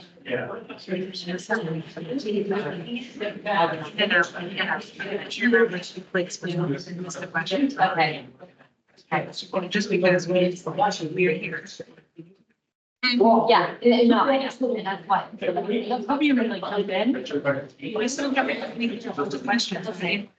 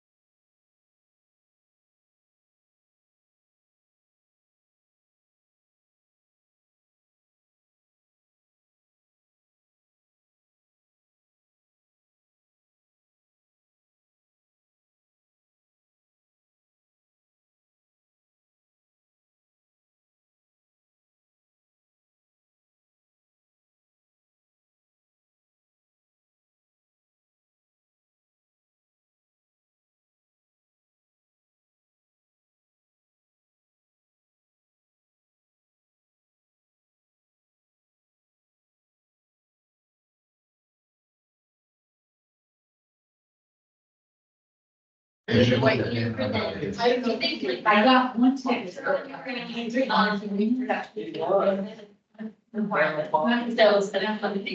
So, really cool pond, retention pond in the community in North Carolina, a couple months ago where Nice around. Yeah. Asphalt park, walkways around the entire thing, probably like a 5 acre. Excuse me, sir. Yeah, and then, my mom is finally, and a really nice landscape area, stuff, for the visual.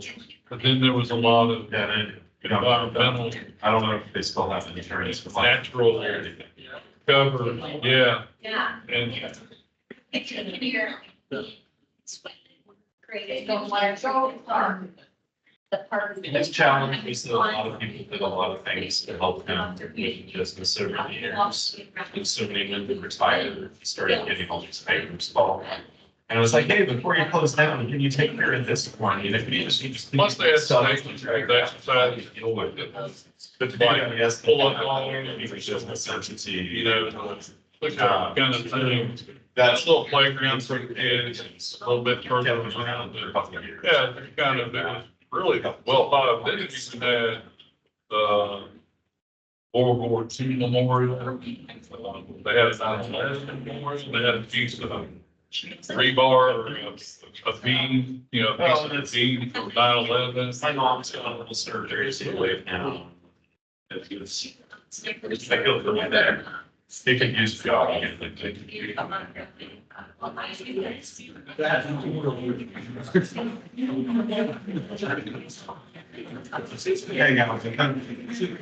She's trying to buy a cabin in West Jefferson, North Carolina, and it's like remodeling everything in the house that she can, everything's gonna be done. Yeah. It's, trust me, she's saying.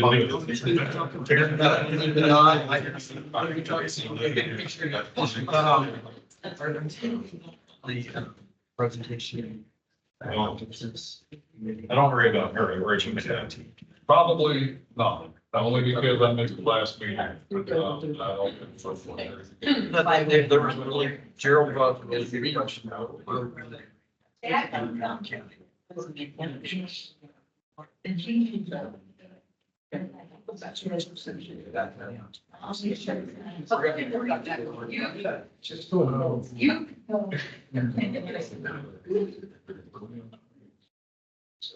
So I have no illusions. What, your daughter's gonna put you in and your child's gonna put you. I already have to take care of myself. She's got. Well, I'm now kids, I'm looking at how to adopt. Okay, I say, sure. Yes. That worked for a friend of mine. Ringy dingy. Two ringy dingies. This is not working. I'm gonna have to call out two people. I'm gonna have to call out Clay Irvin and John Hoblick. You were having a meeting of the minds.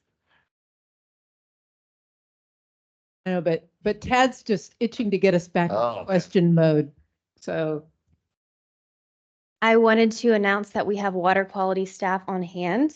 Behind me, I have Jennifer Spain and Kelly Young. So if we have questions about what the county is doing from the environmental aspect, they are here.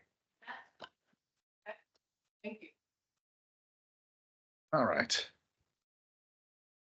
Good. Back to the riveting rules. All right. So they also, this is the water quality requirement as it's spelled out in terms of performance.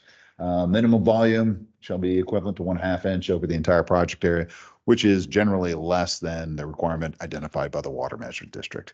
So independent of online, offline, outstanding Florida water overall. Item 3 on the board on there is the discharge hydrograph is a very fancy term. Basically, this is the pre versus post we've talked about several different times, which is basically the amount of water that leaves the site in the post condition cannot exceed what was leaving the site in the pre condition for the 25-year, 24-hour storm overall. And then if you are using detention, it does give a requirement for the amount of period that the water needs to be released in. Detention versus retention. I don't remember if we covered that last time. Detention means that you are detaining it for a period of time and allowing it to move on over time or release it in some form or fashion. Retention means you're holding on to it. It doesn't leave the site overall, except by percolation, erosion, or not erosion, but evaporation. If you're detaining it, you can release it over a certain period of time. And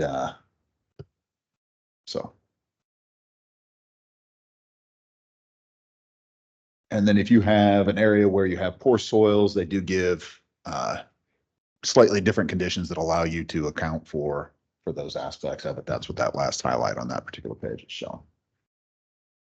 All right. Again, more just language that supports the pre-post. One of the things that we as a government enjoy doing is using as many words as possible to say the same damn thing over and over again in as many different ways as we can possibly think of it. So that's why it sounds like I'm repeating myself. I'm not intending to do that. Not really sure what the thought process when we wrote this, and we may have been paying by the word, but that's pretty much, that's it.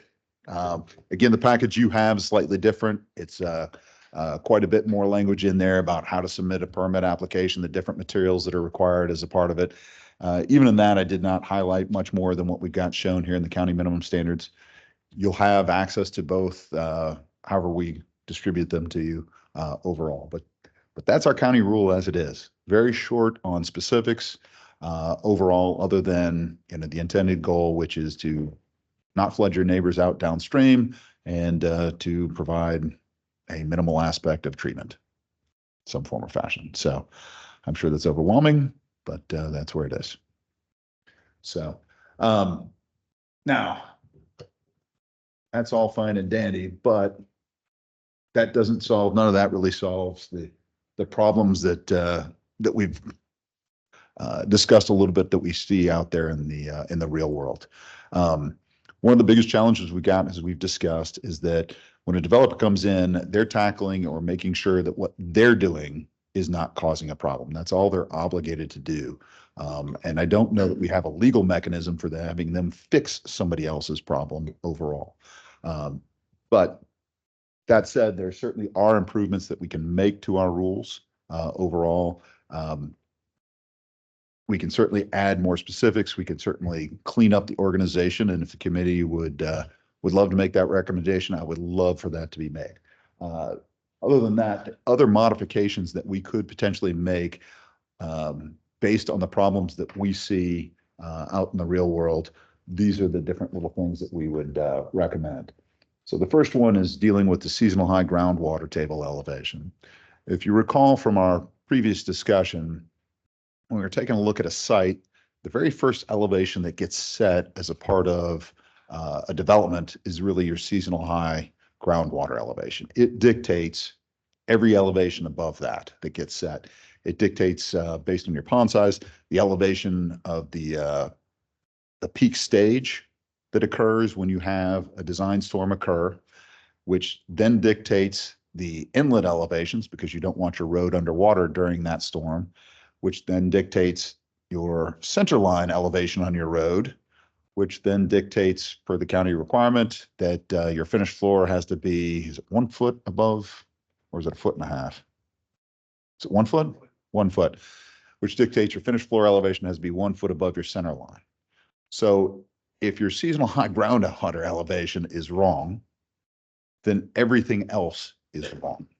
And that creates a problem for that particular development.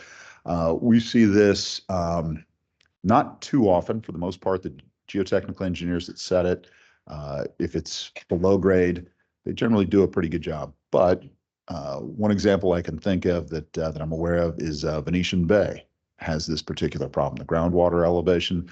And I don't know all the particulars. I just know based on my observations that the groundwater elevation was off. And then that caused a problem with all of those subsequent elevations, which is why they struggle with flooding throughout a vast majority of that particular development. So getting that right is important. The way, and I don't remember whether we covered it last time or not, but the way a geotechnical engineer, or pardon me, the way a seasonal high gets set is either by a geotechnical engineer or by a biologist.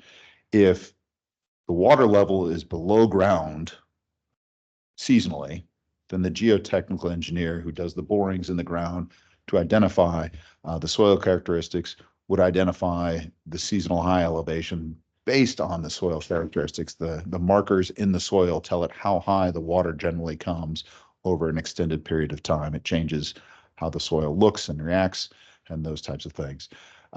If the water level perches and goes above ground, then it would generally be on your biologist to help set that elevation based on the vegetation characteristics that you see in that particular area overall.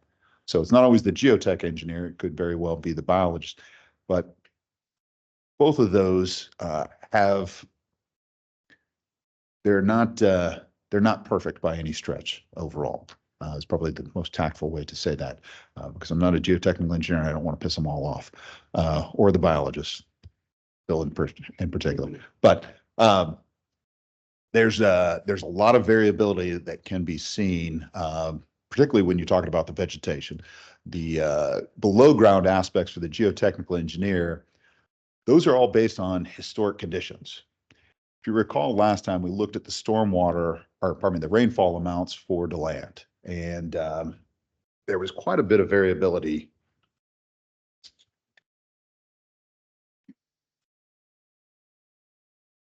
So these are the, sure, go ahead, I'm sorry. Just wanted to ask a quick question. You had mentioned Venetian Bay. Mhm. So after, the last storm where we had all the flooding, and then from there, they've been doing all this other additional new construction. So were there changes made and We don't permit. Venetian Bay is in the city of New Smyrna Beach, so they would be the ones issuing the permits. They would have. You mentioned it, so I didn't know. Right. No, I'm aware of it because we did get asked questions about it from our council overall. So we did contact the city engineer to discuss and make sure that it was being looked at, because we were not aware of whether or not that was being done by the city. They'd indicated they were studying those aspects of it. So that's basically what we told the council. That's why I have a little bit of background on it, but I don't know what the particulars were associated with those aspects. And it's not really our place. The city has a capable city engineer who's familiar with these things. So I mean, everything he described to me, they're doing a good job of trying to tackle the problem. But when the groundwater elevation is off, there's really no big fix, especially for some area as large as Venetian Bay. But Thank you. So with the rainfall, what you see, if you recall, that we talked about last time, there's a lot of variability in those early years. And while you have some high peaks early on in that time period, it's generally followed by a decline overall, which allowed, even in those areas where the soil is not conducive to percolation, where it would try to hold that water, it still recovered over time because there just wasn't as much rain that occurred that following year. And it's a slow decrease, but it's a decrease. Then you take a look at what's happened since 2017. Overall, it's really steady. And that's when that ground doesn't have any time to recover overall. And then what happens is you're actually getting more each year, and instead of declining, it's increasing. So when you have your geotechnical engineer out there trying to set that, if it's increased over that 4 or 5 year period of consistent rainfall, you're basically setting new seasonal highs each time. But our seasonal high is previously based on historic conditions. You're not getting what could be occurring in the near future overall. We see the last couple of years, it looks like we've gone back to more of a less consistent amount of rain, but at the same time, there are no guarantees what's going to occur. So one of the things that could be done, would be recommended, would be to take a look at the seasonal high.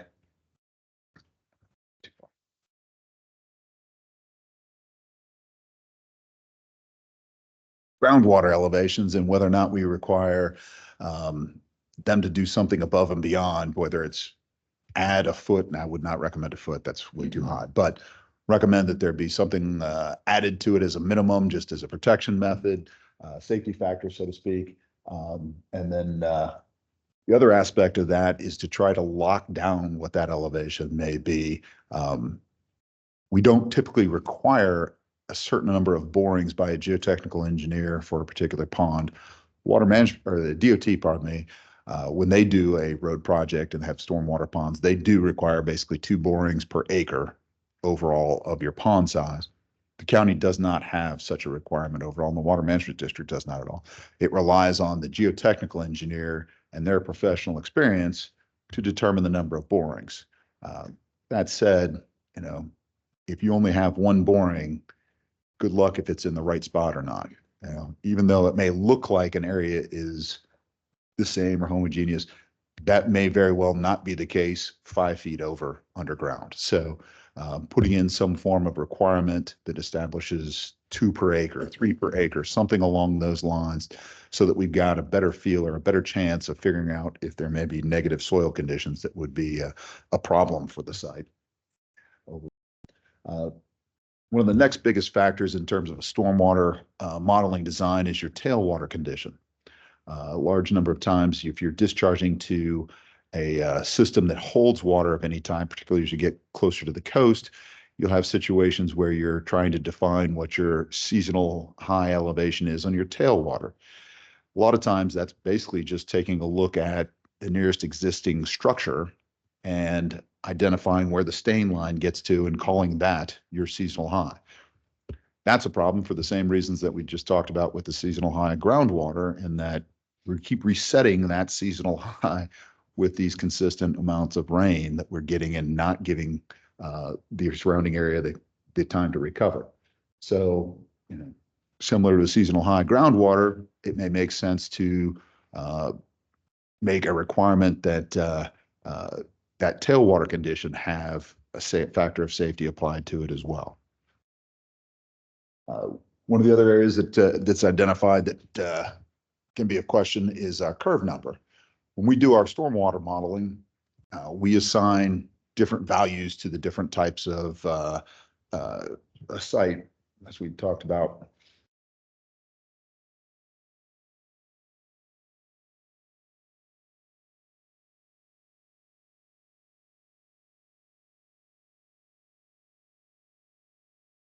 There it is. So we assigned a curve number based on whether it's impervious, pervious. If it's pervious, the different types of soils or conditions, the ground cover, those different aspects. Overall, now we've got not just those, but the different types of soils associated with those types of things. And, you know, we're going off of a general table, and it all depends on which engineering manual as to whether or not it's a 70 or a 74 or a 63.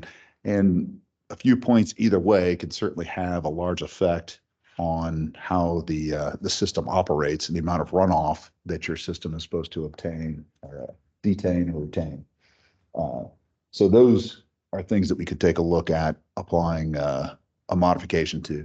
The other aspect is not spelled out clearly in here, but there are certainly sections where if you're taking a look at how your system operates, where the curve number in particular is based on a new condition versus a older used condition is probably the better way to put it.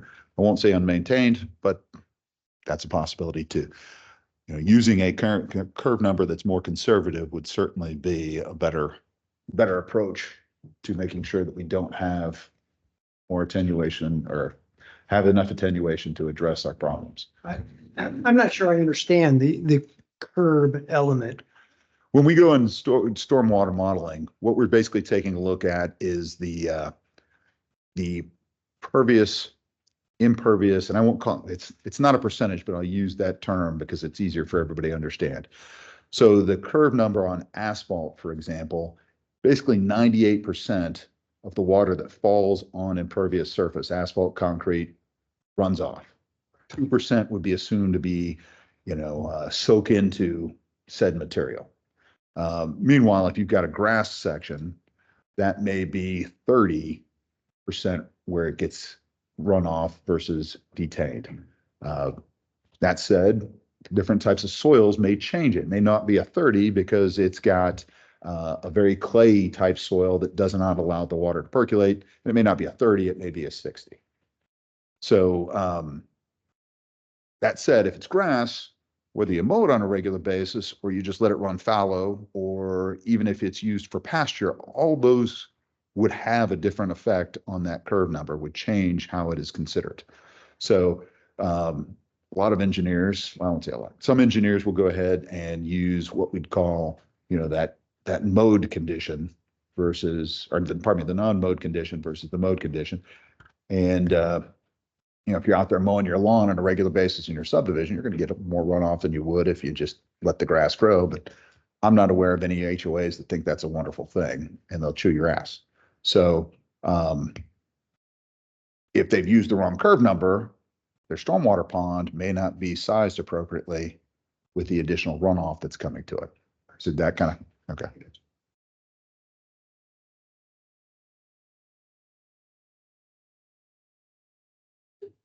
Sure. The safety factor Mhm. for seasonal high, Mhm. establishing it.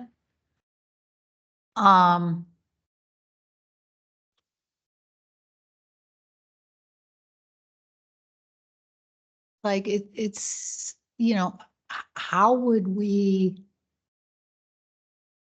go about deciding when to apply that, or are you suggesting you apply that all the time? And to what degree is a safety factor needed? Like, for instance, well, we know that we have really clay and or organics here, and a lot of water is held, and rain has been whatever inconsistent. Or do we look historically at what's been happening? I mean, I'm intrigued by that thought, because I struggle with the establishment of the seasonal high by whichever professional's doing it. But going back to some of your previous comments about, expertise and research and things that, will get challenged on by at least someone, what kind of thinking do you have to date about, well, how would we go about establishing that? Or when would we say that's important and let's apply it? Right. I think the easier part is to answer. I would apply it at all conditions. Okay.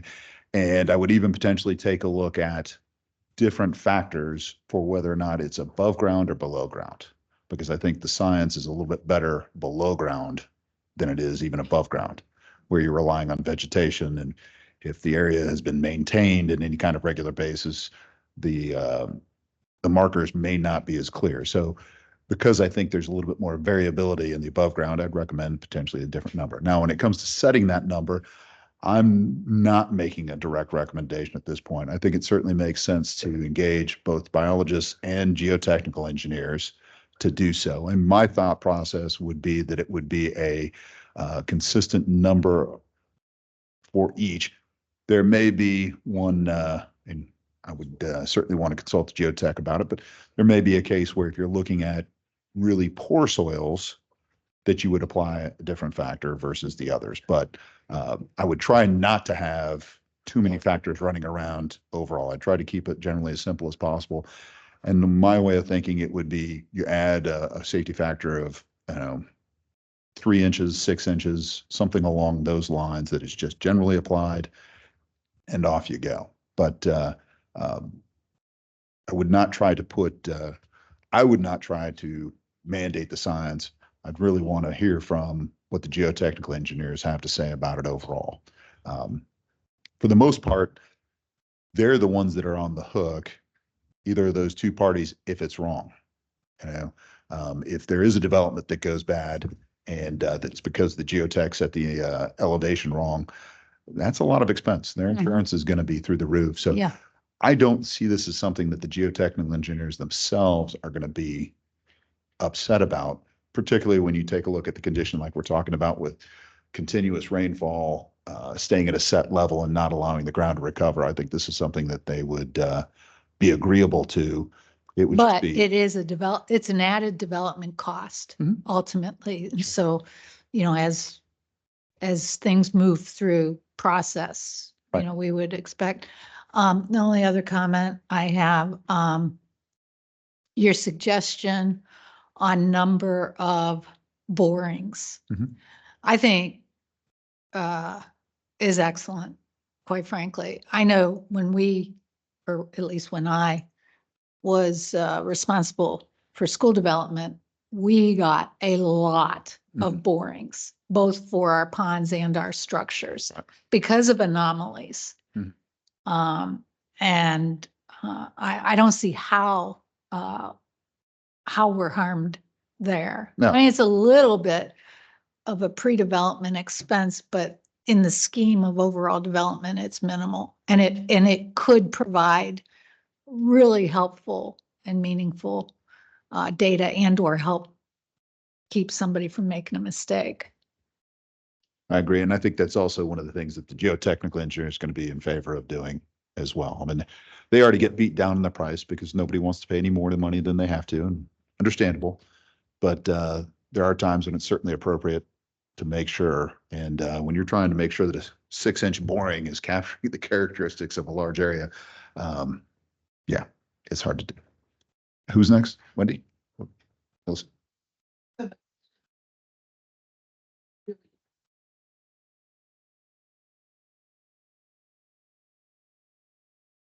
I'm trying to assess what the variables are and should be, what values they should be set out, whether it's the fudge factor, the safety factor, or increased flooring. It seems to me from what I read that the weather is going to become, climate's going to become more and more unpredictable. And that's another risk factor. Have higher sea temperatures, which means that tailwaters, we have issues. Right. We have lots of issues. So one would be, do you have the resource, would we, the county, have the resources that are disposal to get the best scientific help, that empirical data that we've talked about to set that factor? I mean, you're not comfortable setting it, thank goodness. And the number of borings and anything else we need to take into consideration. And as regards the work of this committee, we would recommend that be explored. Those things change. Right. We're not going to talk about setting values in this committee. We're talking about the need to set them. Right. Well, I think when it comes to the number of borings, I think that actually is something we can probably set or recommend. I mean, again, the DOT uses 2 per acre. I don't know that that's bad. If anything, we go to 3. I think those are all good, positive things. And I don't see that there's anything specific that would be a negative in terms of that requirement. When I was on the private side, I always did it was I left it to the geotechnical engineer to set that number. But I told them, look, I'm not going to restrict you to a number of borings. You need to make sure that you get enough to be able to accurately depict what the conditions are in that area, because I'm relying on everything you're giving me.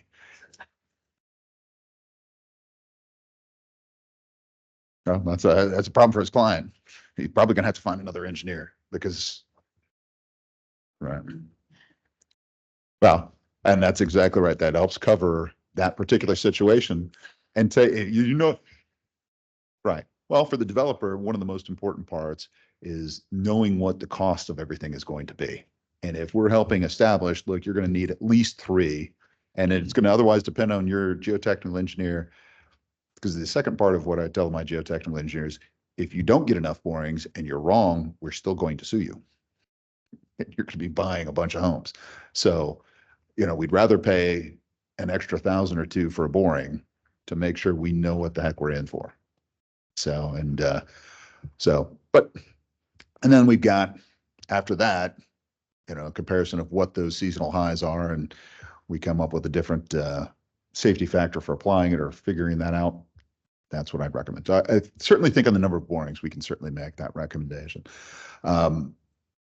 We can, if the committee is desirous of the first aspect, where we set a safety factor for the seasonal high, whether it be a geotech or biologist, we can reach out to a group of the ones that have done recent projects in Volusia County and discuss the aspect with them and get their input overall. And I'm assuming that they would be willing to go ahead and make some recommendations. And if not, then fine, we just put it in there and push it off to the council to see how they would recommend going about, or what they're willing to fund going about it. But I don't see that as a negative. I'm pretty sure that that's a positive, and I think we can get some answers. I think Bill was just telling me he'd like to add 3 feet to all of his, right, Bill? No? Okay.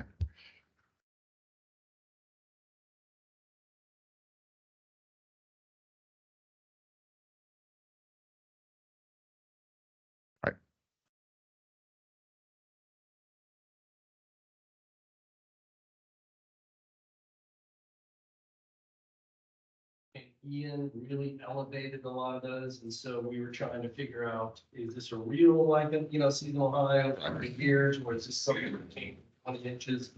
So, I think they're more responsive to immediate weather events. Mm-hmm. Right. I agree. So, And on the, you want to follow up with that? no, I think Bill did a great explanation. We had Wendy, Jessica, and then I think it was Jack and then Tyler on the. Okay, so, I mean, continuing on this theme about climate change and clearly where our future is probably not indicative of, or the past is not indicative of the future that we're coming into. So the county, as well as many of the municipalities within the county, are all working through vulnerability assessment processes right now. And so and those are being led by engineers, right? I mean, consulting engineers Samantha, is that right? The vulnerability assessments being conducted by the East Central Florida Regional Planning Council. Right, but are there engineers involved in that? Mostly planners. Okay, The Tetra Tech is only doing the workshops. I'm not sure. I'd have to double check with the planning council to see who their team is made up of. I don't have that right offhand. okay. Okay, But one quick, that's the terminology that we keep throwing around. Resiliency and vulnerability has so many different meanings. So the vulnerability assessment that we're looking at is from a Florida statute requirement of what we need to be able to say is primarily from a public infrastructure perspective, not necessarily from an assessment like what Broward County did, where they had USGS come in and model sea level change, King's Tide, and anything else to come up with what they believe is the ultimate answer as far as where you are on the curve with the groundwater table. The vulnerability assessment we're doing now is really focusing on facilities, roads, critical infrastructure such as hospitals, et cetera, are also engaged. Yes, they're not establishing curves with the assessment. They're utilizing curves that have already been established. okay, that's helpful. And then I know like New Smyrna Beach has done vulnerability assessments that are maybe something closer to like what you described for Broward.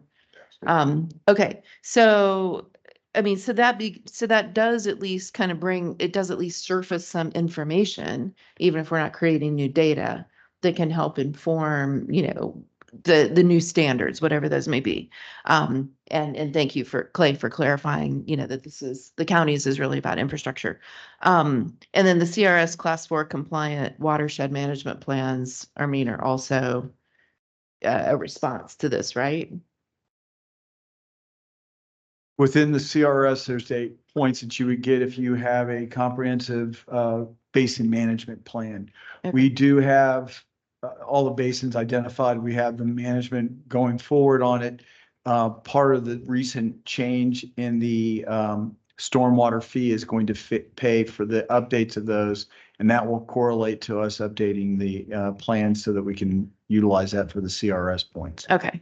All right, that clarifies. My other question, if I may just add one more, is, back to the geotech and also tailwater elevate. Do you use the term tailwater elevation for inland? Sure, it's anything Okay. you're discharging to. Okay, That's right.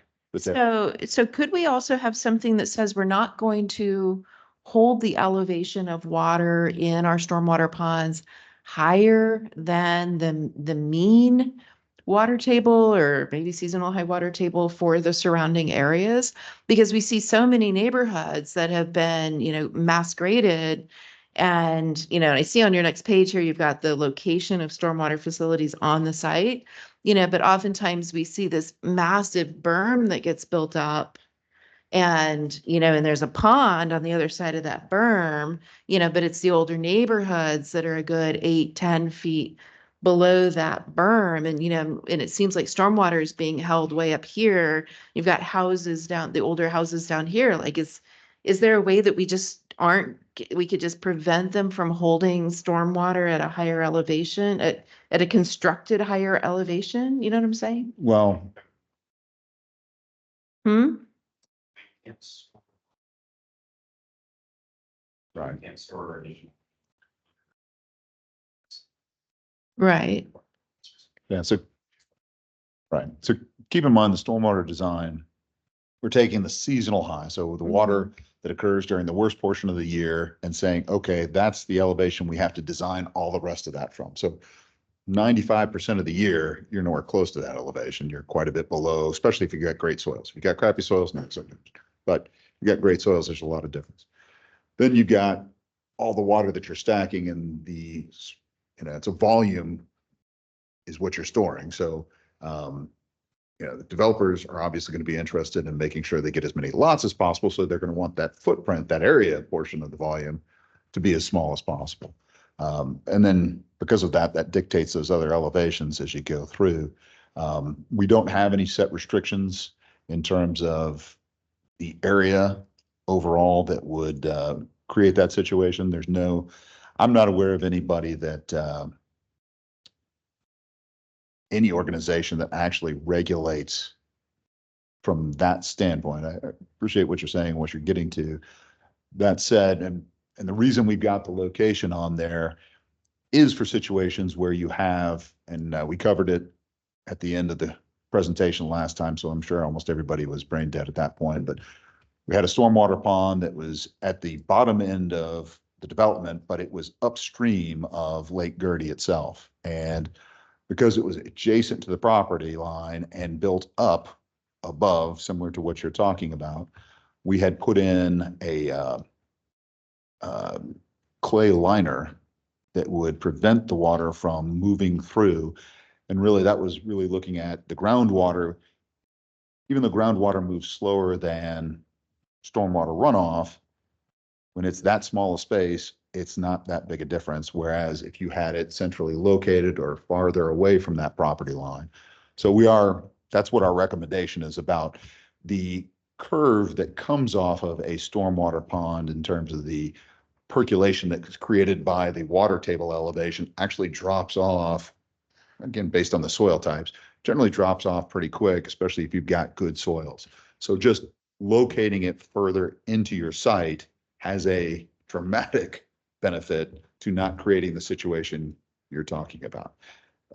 In terms of how the groundwater aspect works, I know that you're talking about taking up volume as well. And part of your earlier conversation, this doesn't address that particular aspect of it. This is more about but that I think that's a better way to try to regulate that aspect of it, and not have that part get lost. Because I think if you tried to put it in the way you're talking about, then the entire development community is going to be hell no.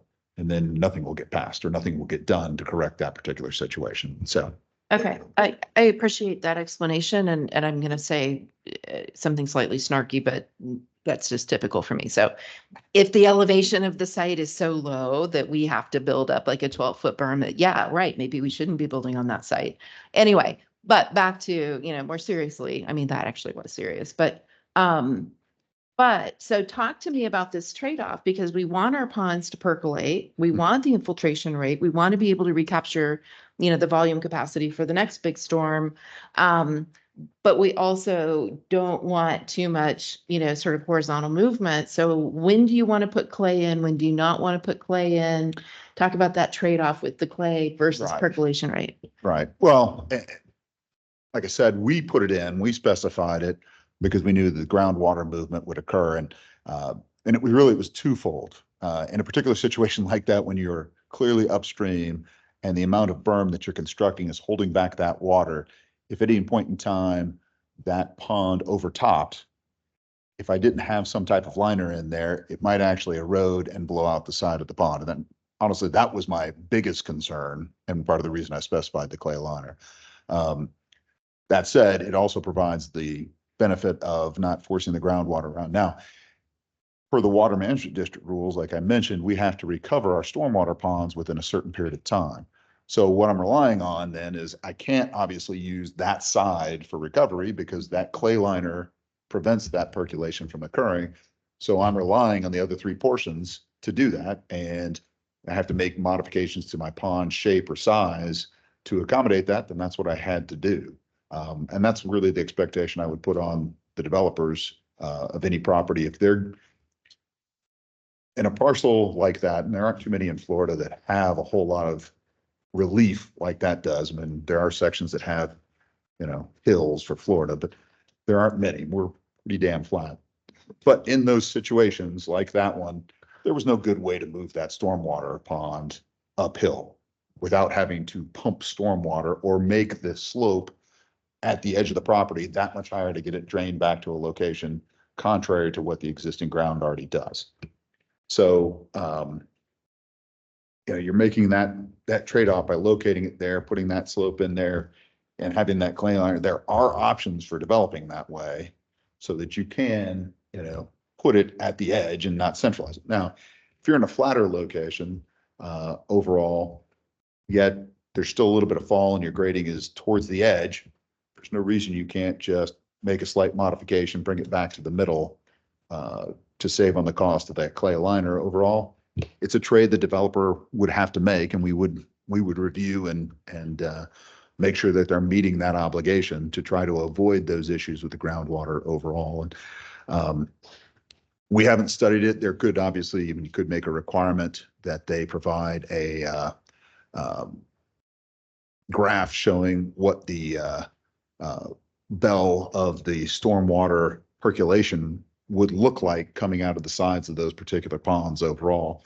If the water table is high in the first place, it won't look dramatic. But if it's rather dry or the water table is low in those occasions, it might. But the soil characteristics would play heavily into that. And that's certainly something that could be required as a means of meeting this particular aspect. Thank you. We had, just to reiterate, it was Jessica, then I think Jack, Tyler, and Donna in the question queue. Full disclosure, I have 5. But they're quick. Oh, yes, no, yes. Okay. And a lot of them focus on kind of the exemptions and how we could limit those to kind of maybe limit impacts on smaller neighborhoods. For single family lots, when they're developed, even if they bring in fill, they still come back to grade on the edges, right? The specific slope testing is out. So They generally do. I mean, there always is the possibility to do retaining wall. I say, or a retaining wall, sure, okay. So is there a requirement or something that we can look at in terms of, right, you come back to grade and then you have grade within your property boundary for a certain amount to allow for that percolation at that level? Or is that? You can. A big part of the problem is a lot of those old lots are pretty damn small. Small, yeah, Yeah. okay. Yeah. Some of the original platting patterns were such that they created 25-foot lots and you bought as many as you wanted to put the size house you wanted on there. So, I think the trouble you run into is anything smaller than 50 feet, probably smaller than 60 feet. I don't know how you could accommodate Have that room for it, okay. without some extraordinary. Just in 5-foot wide lots, we're dealing with 8-foot side beds, 8 and 12 side yard setbacks. So trying to put a home in there, then come back at a slope that is reasonable for a side yard down to that creates a problem. So then you start creating, and if you look at all the plans that are put together by the engineers, they'll have an A lot, B lot, C lot dictating whether it drains the front, back, or splits. So we can go in there and we can place the swales and everything else, but you still have a situation that these conflicting regulations where we have to have minimum finished floor elevations and then trying to ensure that we're not infringing on the adjacent property owner is creating this situation. And just for everybody's information, one of the things we keep hearing, the rumor is that FEMA's going to start mandating any new single-family homes being constructed in the floodplain will have to utilize pier construction. No stem wall, no monolithic slab. Oh, really? Yeah. Well, we don't have a problem anymore. That'll be We don't have a done. problem anymore. We're covered. I like that design. Because nobody's doing that. Big that piling. I say, Yeah. I like the pilot. They do it on the coast. That's okay. Yes. Oh, yeah. Okay, next question. When we look at the levels and the safety factor, is there any data out there for coastal communities that tie in kind of sea level rise with the impact on groundwater? Just wondering. Can you repeat that one more time? In other words, sea level rise is going to cause a change to the groundwater table. So therefore, we factoring it into as we go forward and you have the curves. Should we be utilizing that curve to have a correlation to a direct increase in your groundwater table? I do know that a few years ago, Ginger was looking at a grant to work with USGS about that. Jennifer, do you have more information on that, or Kelly?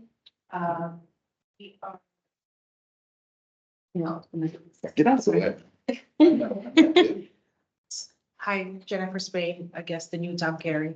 You can say new and improved. Give me a couple more months. So one of the things that Ginger was looking at, and this happened right before the two storms that we had.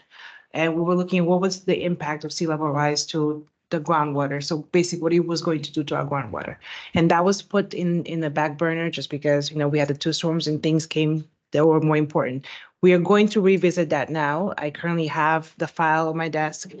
And we are looking at how that is going to affect not only our groundwater, but also additional things like saltwater intrusion and potentially what that looks like for us for development and anything else. But right now we are in the early talks with USGS and potentially the area, because cost sharing wise, it'd be better to do it for the whole area than just us fronting up the whole cost. So these are all conversations that we're having currently. That's similar to what Broward County. So what I'd recommend is, in light of that, what I would probably say is that for tailwater aspects and even potentially seasonal high groundwater, which may also be incorporated in that, if I heard correctly, is that we state it such that in the absence of a defined curve or factor, that we would apply a general factor in lieu of that so that they have something to apply to it. And we can at least say, hey, we've done something to reasonably try to account for that aspect of it. So, and that might actually be something tied to east-west because sea level rise will have a greater impact on the eastern side of the county than it will on the western side. So yes, it will. No, I don't care. All right. They get faster from We're here. close basin. Okay. For the exemptions for single family, you have a catch-all exemption separately for structures that are less than 4,000 square feet. Have we thought about tying the single family exemption to a size that if it's over 4,000 square feet? Again, the main reason we didn't spend a whole lot of energy, and I certainly recommend that exemption be considered either for modification or for removal. But because it's county minimum standard, that takes a much bigger change than I think we're prepared to take on by itself if that's the only recommendation. Now, if there are certain other aspects of the county minimum standards that need to be changed, please throw that in there. That would certainly be our recommendation. But that by itself, I don't think you're going to win council support would be my guess. But Is the exemption, I guess this is a clarification question. Interpretation of the minimum standard.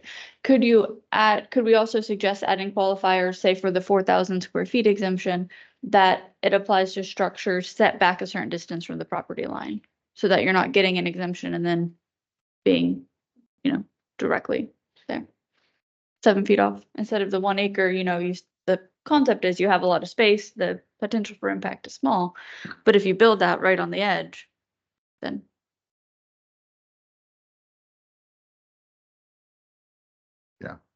While you're exempt from getting a stormwater permit, as a part of the building permit, you are still providing a grading plan, drainage plan, along those lines.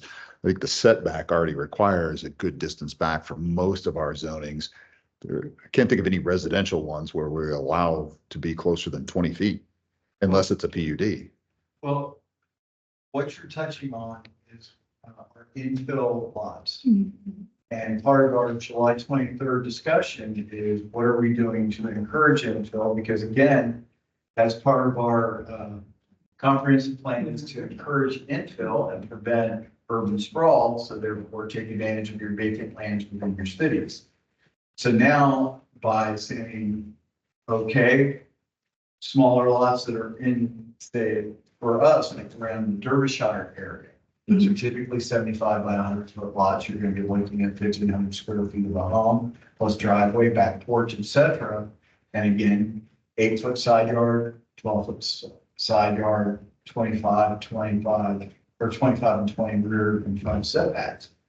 Within that area, are we going to be requiring additional green space for it? And I'll have Samantha kind of comment on what we face down in Bethune Beach with regards to our class 2 waters, because we require additional stormwater there. And we've had a great deal of difficulty every time we talk with someone who's buying a 50-foot wide lot in the beach and tell them they have to have. Yeah, for Bethune Beach, I think it's all zoning is R4 down there and they're 50-foot wide lots. So they're already too small, but they are vested lots. And they have to, most of the time, get a variance to even construct a single family home, but they have to have 30 to 35% native vegetation on site. And then they have to account for 1 foot of stormwater on the site. So what that ends up being is swales throughout it. But then they also do the vegetation, but then they just obtained a variance to build closer to the property lines because the property is already too small. So there's conflicting issues that occur on those very, very small sites. And then class 2 is something we'd eventually get into, but accounting for that 1 foot of stormwater on site with a swale, does it actually hold up over time? Those types of things. So it's we see where you're going, it makes sense. It's just, again, how we're trying to balance all of these interests and being able to allow to encourage the type of development as we want it to be. And at the same point, not putting such additional costs that are still understand to go out and greenfield where even though it may cost more to do than engineering, you wind up with cheaper for one. Got it. And my last question, and I will pass, is has the county looked at, I know some local governments are looking at, especially in their infill areas, regional improvements that they could then have credit for against development? You're talking about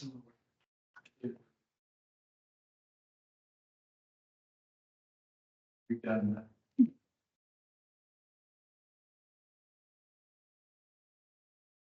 Yeah. The conversation's moved well beyond. My question was put back at borings, which is somewhat boring, I guess, but really, I was going to ask about borings, and you mentioned 2 or 3 borings per acre. Right. But when I built a house, I had to do a couple borings myself, Sure. for just a house. And I think the reason we all grab onto that is that we can relate to something we can actually do. Here we can get more borings in order to help satisfy the flooding problem. But I think we could. I think that's relevant and perhaps maybe it's a lot more borings. I'm not sure, but to build a house, I had to do borings just to determine whether the soil was right Wow. hold the structure. Right. And so I think that's material. I mean, what I hear is, this is a pretty complicated subject, and it's going to be, if it was easy, it'd be done to try to satisfy the any kind of flooding circumstance. It's difficult to get something we can really bite into and say, oh, here's something that we can say, think of it, the county council can say, we're doing something materially to improve the county and its ability to handle, a lot of water. But it is at least borings is something we can grab onto a little bit.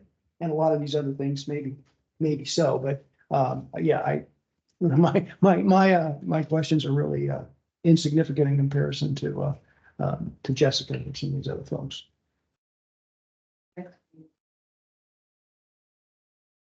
So back on the discussion of borings, I'm a big proponent of having a minimum coverage for exactly the reason that was stated earlier, that if two engineers have a different opinion on minimum coverage and we're getting price shopped, the cheaper engineer can get picked. And so as an industry, I don't like things that push us against basic ethical standards.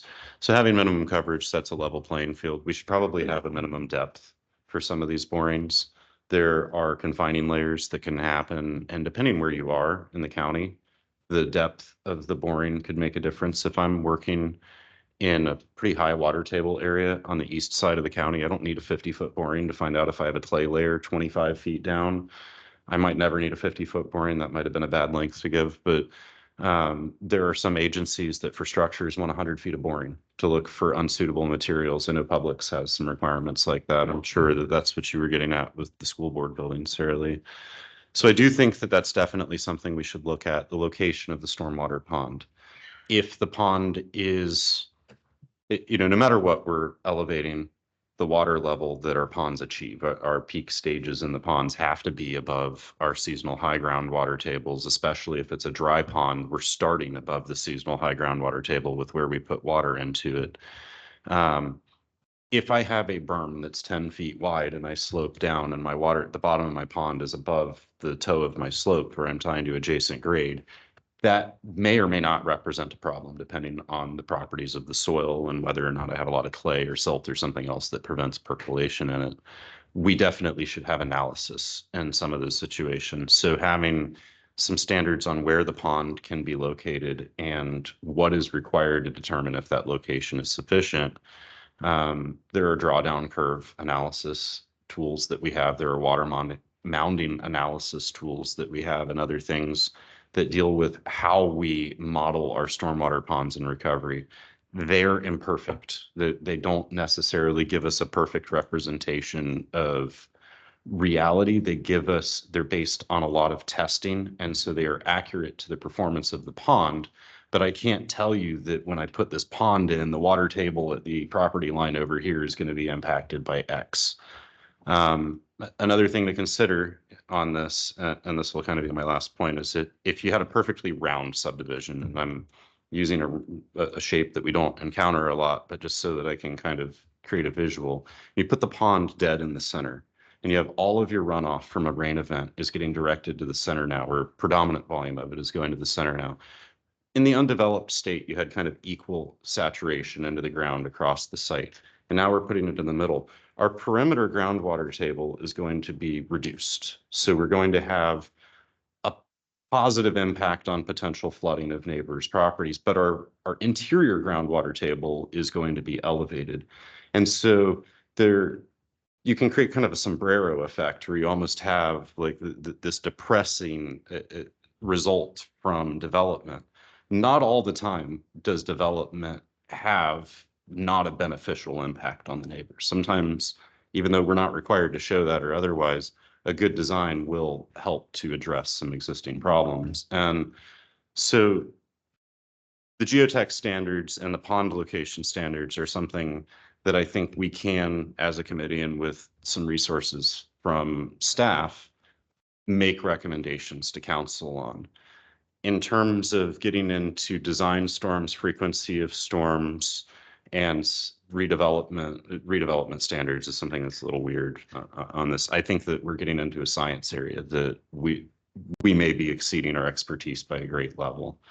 The infill lot development challenge, I said that was going to be my last thing, but I remembered. If you have a house that is only a couple inches above the property line with their finished floor, and you have a house being built adjacent and their finished floor is going to be a couple feet above that property line, the reality is we probably need to dig a swale at that property line to convey water one direction or another so that there is relief from the existing house, making that the responsibility of the new house going in when the old one wasn't built to a set of standards and now there's a problem. I don't know that that's really fair to the person that's going in now. I think that we might need to have some education, and when this happens, some type of interaction there, because I have a right if I own a lot somewhere that is zoned to build a house right now, to build a house. And if my neighbor has done something that prevents me from having full use of my property, and then the county says that I can't do it, I feel like that could be a little bit of an issue where we're putting the county in the middle on something that I don't know that I would want to support. So you're just gonna have to wait a minute, because Donna was next in line. We'll come back to the legal stuff.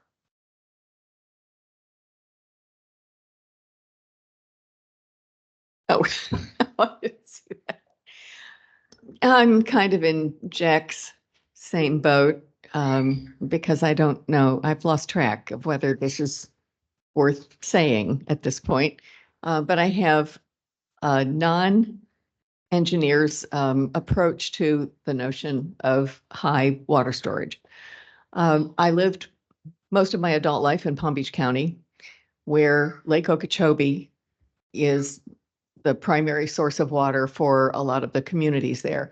Lake Okeechobee is considered to be a large lake, but it actually is not. It's artificial and was created by the Army Corps of Engineers, who built a very large dike around it that they continually have to repair because there are towns that are below it, and those towns would get washed away if they ever went back to its natural state. So that's one thing. Also in Palm Beach County, I lived in a special taxing district that was our water management district, where the geologist who was the executive director there had advocated for decades that Florida needs reservoirs because we have enormous amounts of rain and then we have dry periods and we have no way to store the water. And it was always, his recommendation was always flooding areas because you can't go down in Florida. As a practical matter, our water table is too high. So that would also require above ground storage effectively. And my other frame of reference is that I was a water lobbyist in Colorado for 9 years, and every reservoir there is high. They dig, but they also go high.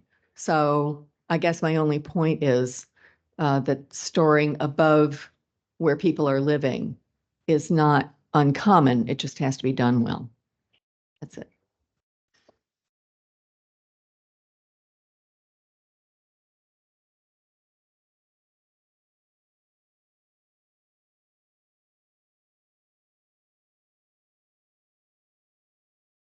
Going. So I understand the value of infill in terms of the alternative to sprawl. And, so back to Clay or whoever made the remarks about this being part of the comp plan. But I also think that we do need green spaces within our urban areas for stormwater mitigation.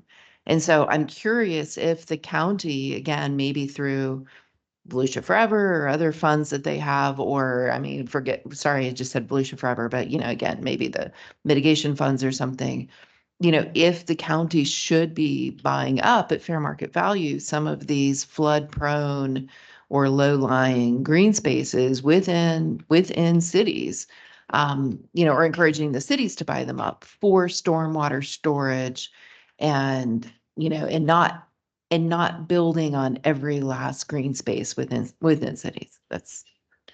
But as a part of our stormwater utility, and maybe speaking a little bit out of turn, but it puts my boss in a bad position, so that's fine.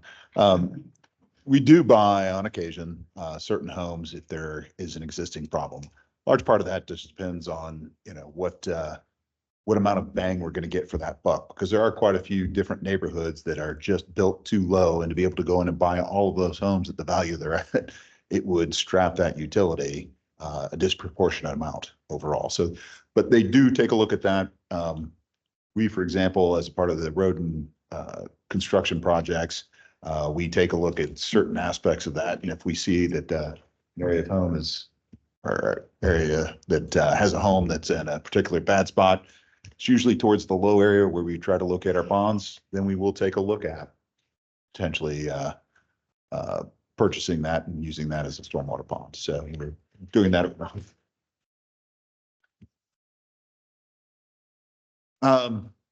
Well, usually the vacant lot is our priority when we do it. And again, I'm not, this is not my, my program, but it's geared towards, homes that are already having problems in the first place. If a vacant lot is flooding, we're not going to look at that so much just because, look, no home is being threatened, and we already have more homes being threatened than we have empty lots.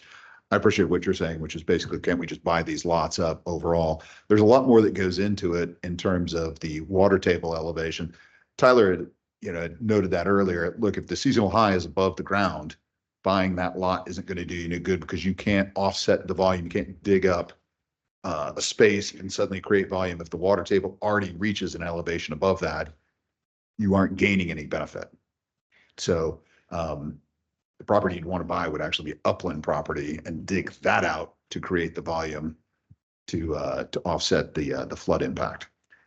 What you see where cities such as Port Orange was doing this as part of their Rose Bay restoration program in the 90s, what we've done in areas of Holly Hill and everything else, the reason why we're tying it to repetitive loss properties is that there's funding through FEMA to take them offline, and it then becomes our responsibility. So therefore, if we are participating with FEMA and a property owner, it makes sense then buy enough to make it worthwhile. And candidly, that's where you follow the money trail. And, when you see some of these FEMA grants paying 75%, it helps out. Back to the legal drama. My first response is going to be lessons learned, right? Because we now see in different jurisdictions, the local governments reserving on every individual lot, certain drainage easements on the side with the ability for them to come in and do work. Now, getting down to whose responsibility is it to dig the swale, right? I'm with you, but there's an equitable argument of they were here, it's an impact, I understand, it's very emotional, it's their home. But that, at least having that standard set of regulations across the board gives the ability for a local government to come in and make that improvement, worst case. But I think it also ties back to what you said, which is education. Half of our HOAs in our community think the county owns their stormwater pond when they own their stormwater pond. And they get mad at the county for not maintaining the pond that they're supposed to maintain. So it's education. It's what do you do before a storm? It's how can you use rain cisterns in your community to capture that and all. So I think there's an education aspect beyond regulation, even in terms of what is a flood. The number, absolutely, it's a concern of the community. We are addressing it. We should continue to. But if the flooding is the water didn't get out of the road for 4 hours after the storm, that's not flooding. Like, how do we tie in that educational aspect as well? Well, it's not that it's not flooding, it's just not a priority. With our priority, system. Our priority starts with homes that are flooding. Right. Then you have yards that are flooding, and then you have streets that are flooding, and so on and so forth. And we have enough in the first category that the second two aren't even going to get touched with the resources we do have. So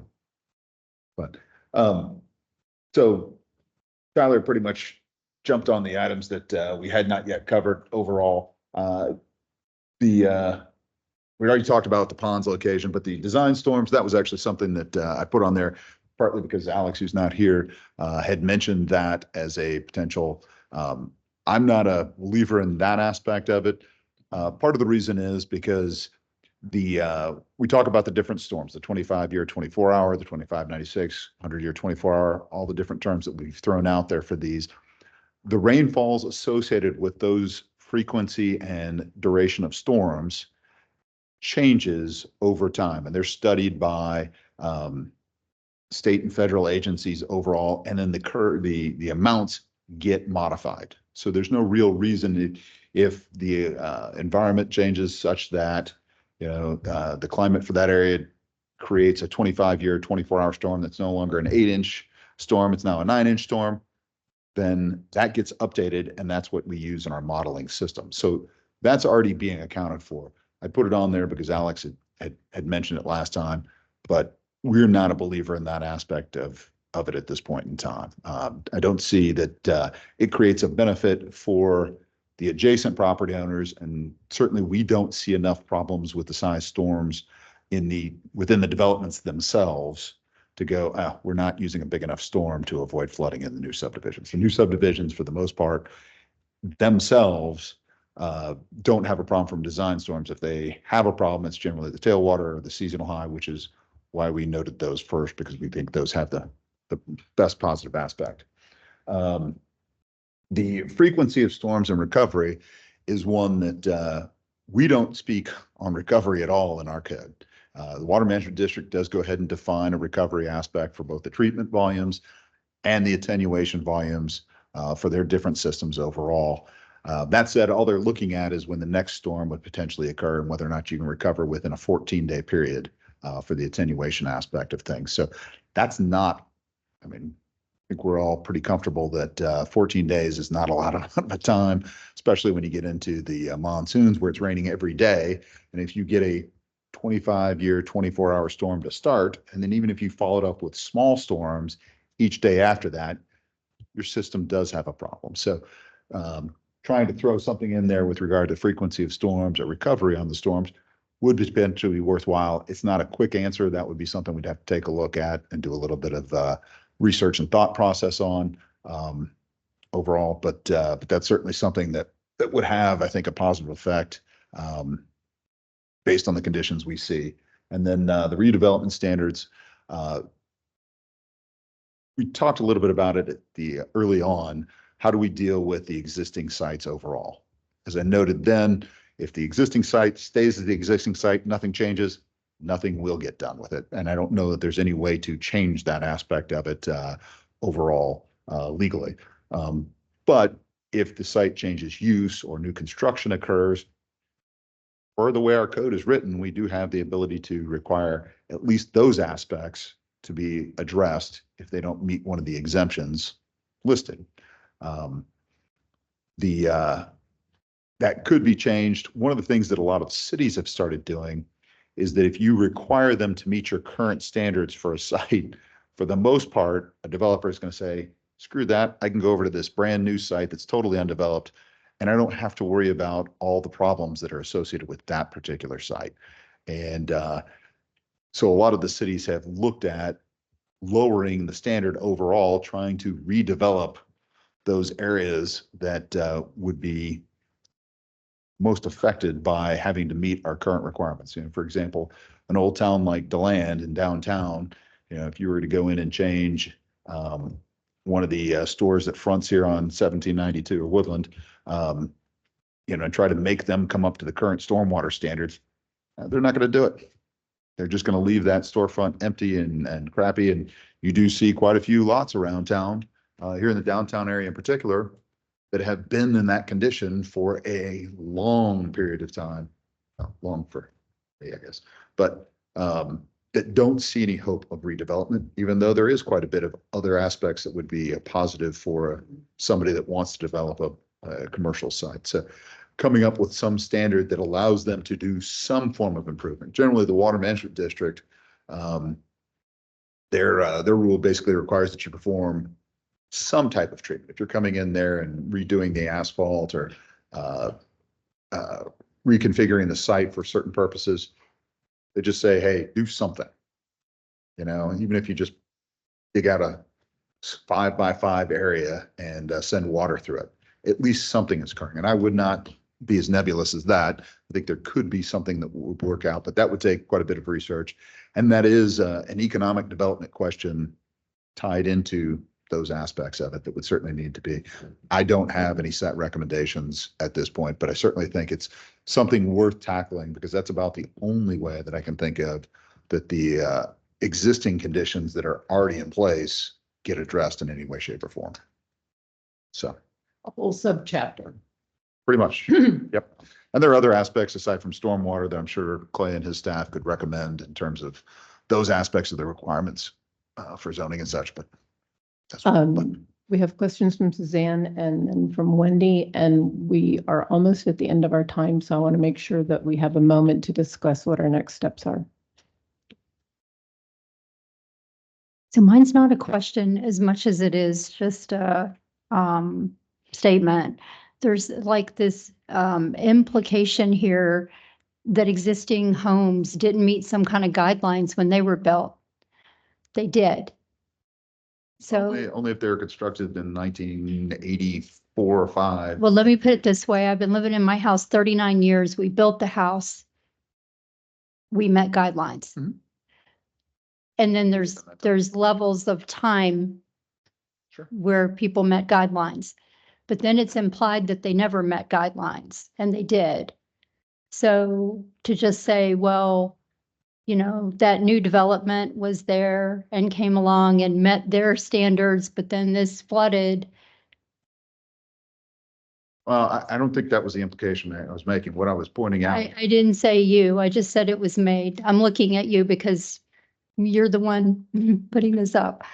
That's just the implication. I'm just saying. That's the way it came across to me. They did meet guidelines.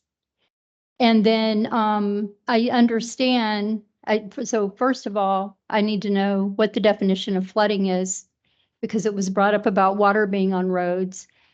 I think I know what the definition of flooding is, I believe, but I'd like to hear the definition of flooding because I understand what, you know, when water's on roads and goes away, that's great. But during the 4, 6, 8, or 12 or whatever hours the water is on the roads, EMS cannot always get down the road depending on how deep the water is. So I just want to bring that up. And then this statement, that's this blanket statement that things have flooded and always been that way. I can't tell you how many times I've heard that about specific areas of the county. And again, I'm just looking at you in general, because I feel like if I look around somewhere else, I might make someone angry other than you. If you say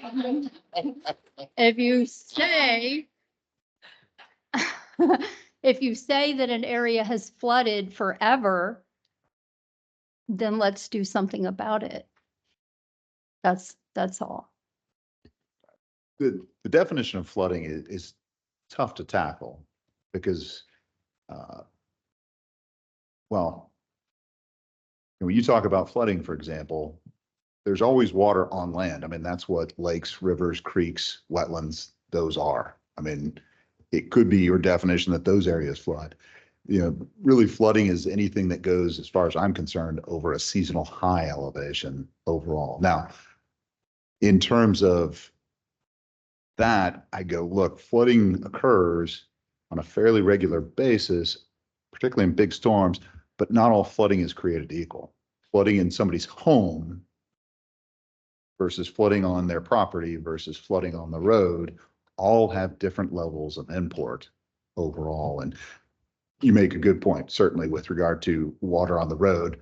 EMS vehicles, fire vehicles, any of our emergency services or first responders, all of them have to be able to use the road overall. And the depth at which each of those services can get through, I won't pretend to throw numbers out there. I don't remember what they are, but we certainly try to design the roads such that they don't hold water for a standing or for a long period of time. For the most part, my recollection is the biggest danger, even then, is more like the situation we had during Ian, where Spruce Creek was over the top of the Williamson Bridge, and you've got water flowing. That's That's where you really run into the worst case scenario as it relates to roads or transportation with flooding. But that comes to just building the ridge high enough. And that particular situation, the whole system failed because we built our fire station. I can't remember what number it was, but it was west on Taylor Road over there, and it was supposedly above the finished floor is supposedly above the floodplain, and it flooded with 3 or 4 feet of water in it. I mean, it was way above what the expectation was. Meanwhile, half a mile away, you weren't even at the 100-year flood elevation. So yeah, the system is imperfect overall, and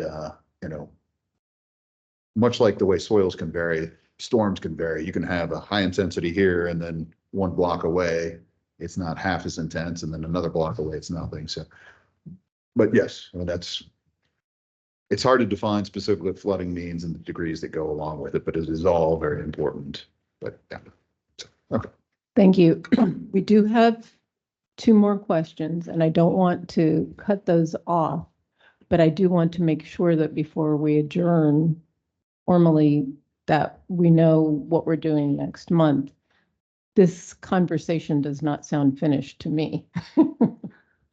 So my question is about next month, if I may just sort of transition to that. So I'd like to introduce a topic that is kind of adjacent to this, and it's about our use of reclaimed water for irrigation. And, and Donna kind of inspired me to think about this with your remarks about holding water up high. And again, living in Victoria Park, we use a blend of reclaimed water and collected stormwater for irrigation. I don't know now if all new developments are required to plumb for reclaimed for irrigation. Is that?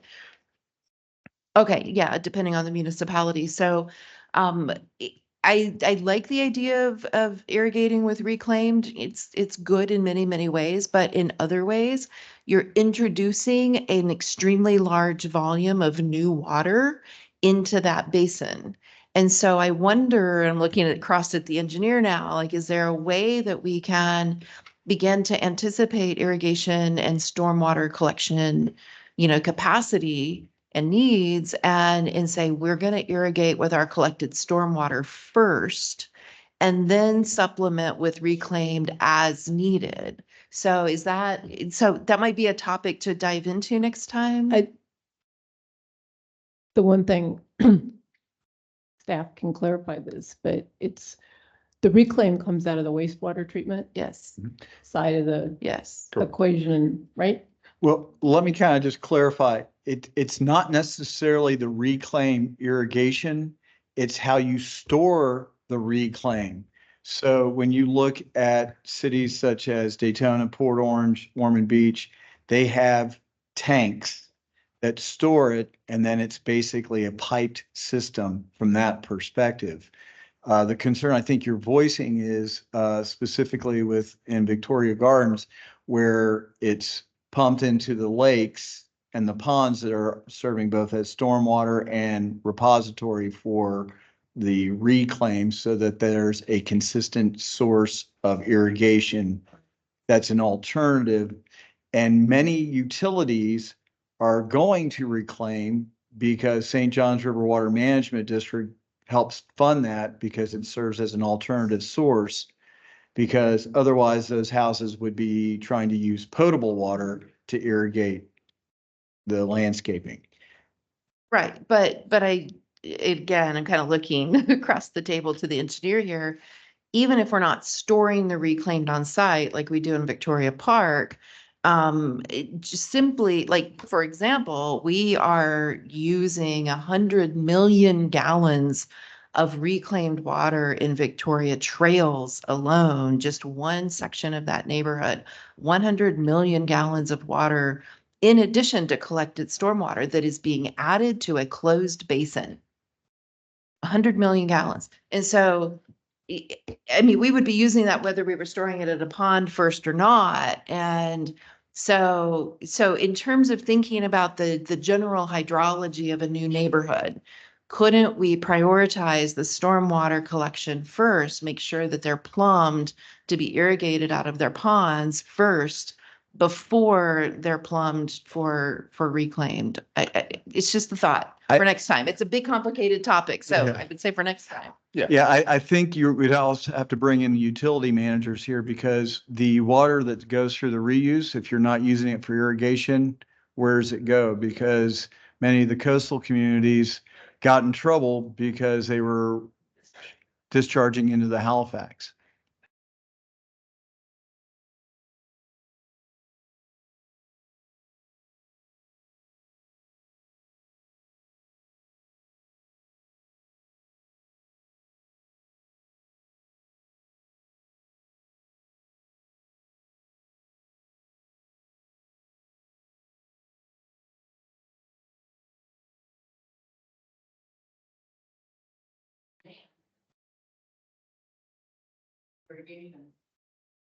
So I hear what you're saying, but I also think we have to close out and add in, close out the stormwater discussion, which means Pat has to come back.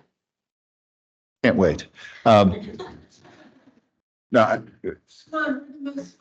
that's exactly right. Exactly right. So what we'll add to the agenda next time with regard to that, and I think we're tackling two different problems with regard to the reclaim. There's the utility aspect of it with the storage and those types of things. And I think what Wendy was getting to is the effect that it has on the receiving basin overall. And I think that ties a little bit into our seasonal high discussion as well as part of that. So, but we'll put that on there and we can chat about that next time. Over.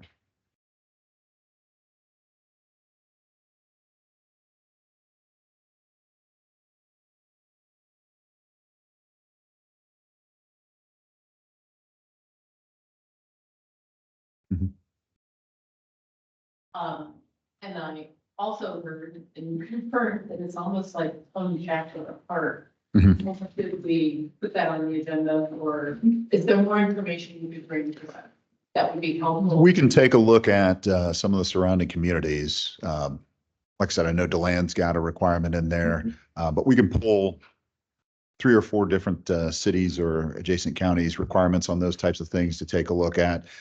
Other than saying, hey, we need to try to tackle the situation in some way, shape, or form, I don't have any other specifics. And I think plagiarism is one of the best ways to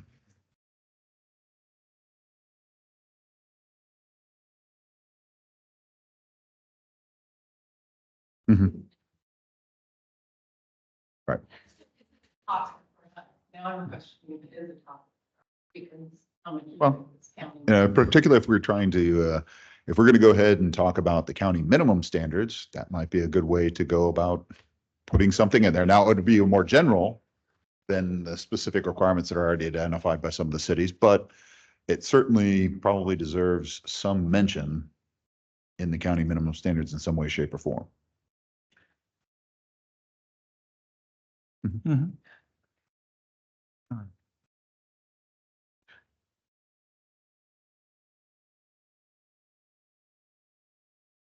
So I think that when I was speaking earlier, I may have been unclear, and it may have been what Suzanne was getting at with if something was built prior to a regulation being in place and we're holding new construction to the regulation and the existence of a pre-regulation and a post-regulation construction activity are creating a conflict, I don't know who it's fair to make responsible for resolving that conflict.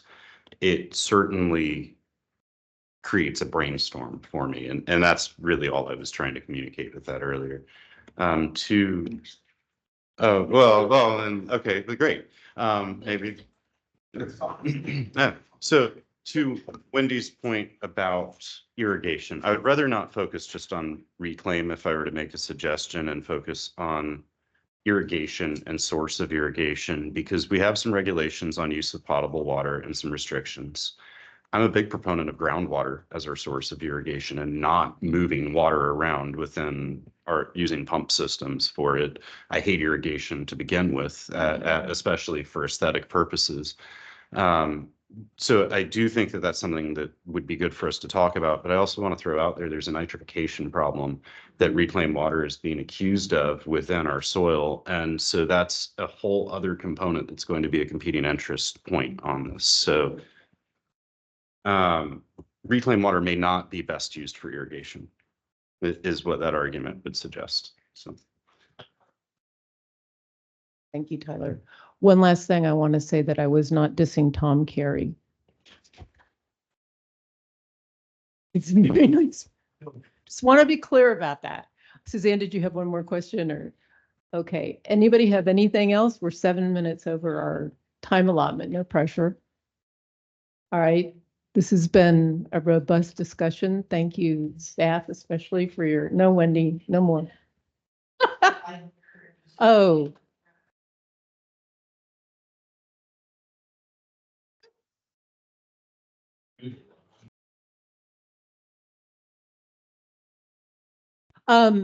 Okay. I don't know if everybody heard that. Wendy's pointing out that the next meeting is scheduled for July 3rd, and Tad refuses to be here at that time, and we need him. And other people won't be here. It is a holiday. Could people look at their calendars now and see if July 10th is viable?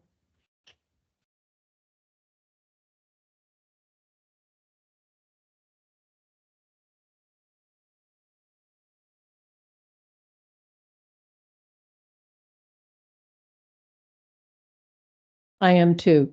So our July meeting will be Wednesday, the 10th. Do we have any facilities issues with that? Oh, good question.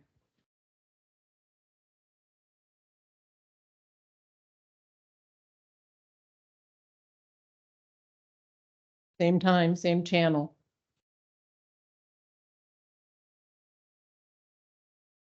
Okay, that's a wrap. Thank you very much. This meeting is adjourned. Yes, no? Do we need a motion to adjourn? No, we never. Okay. John? Okay.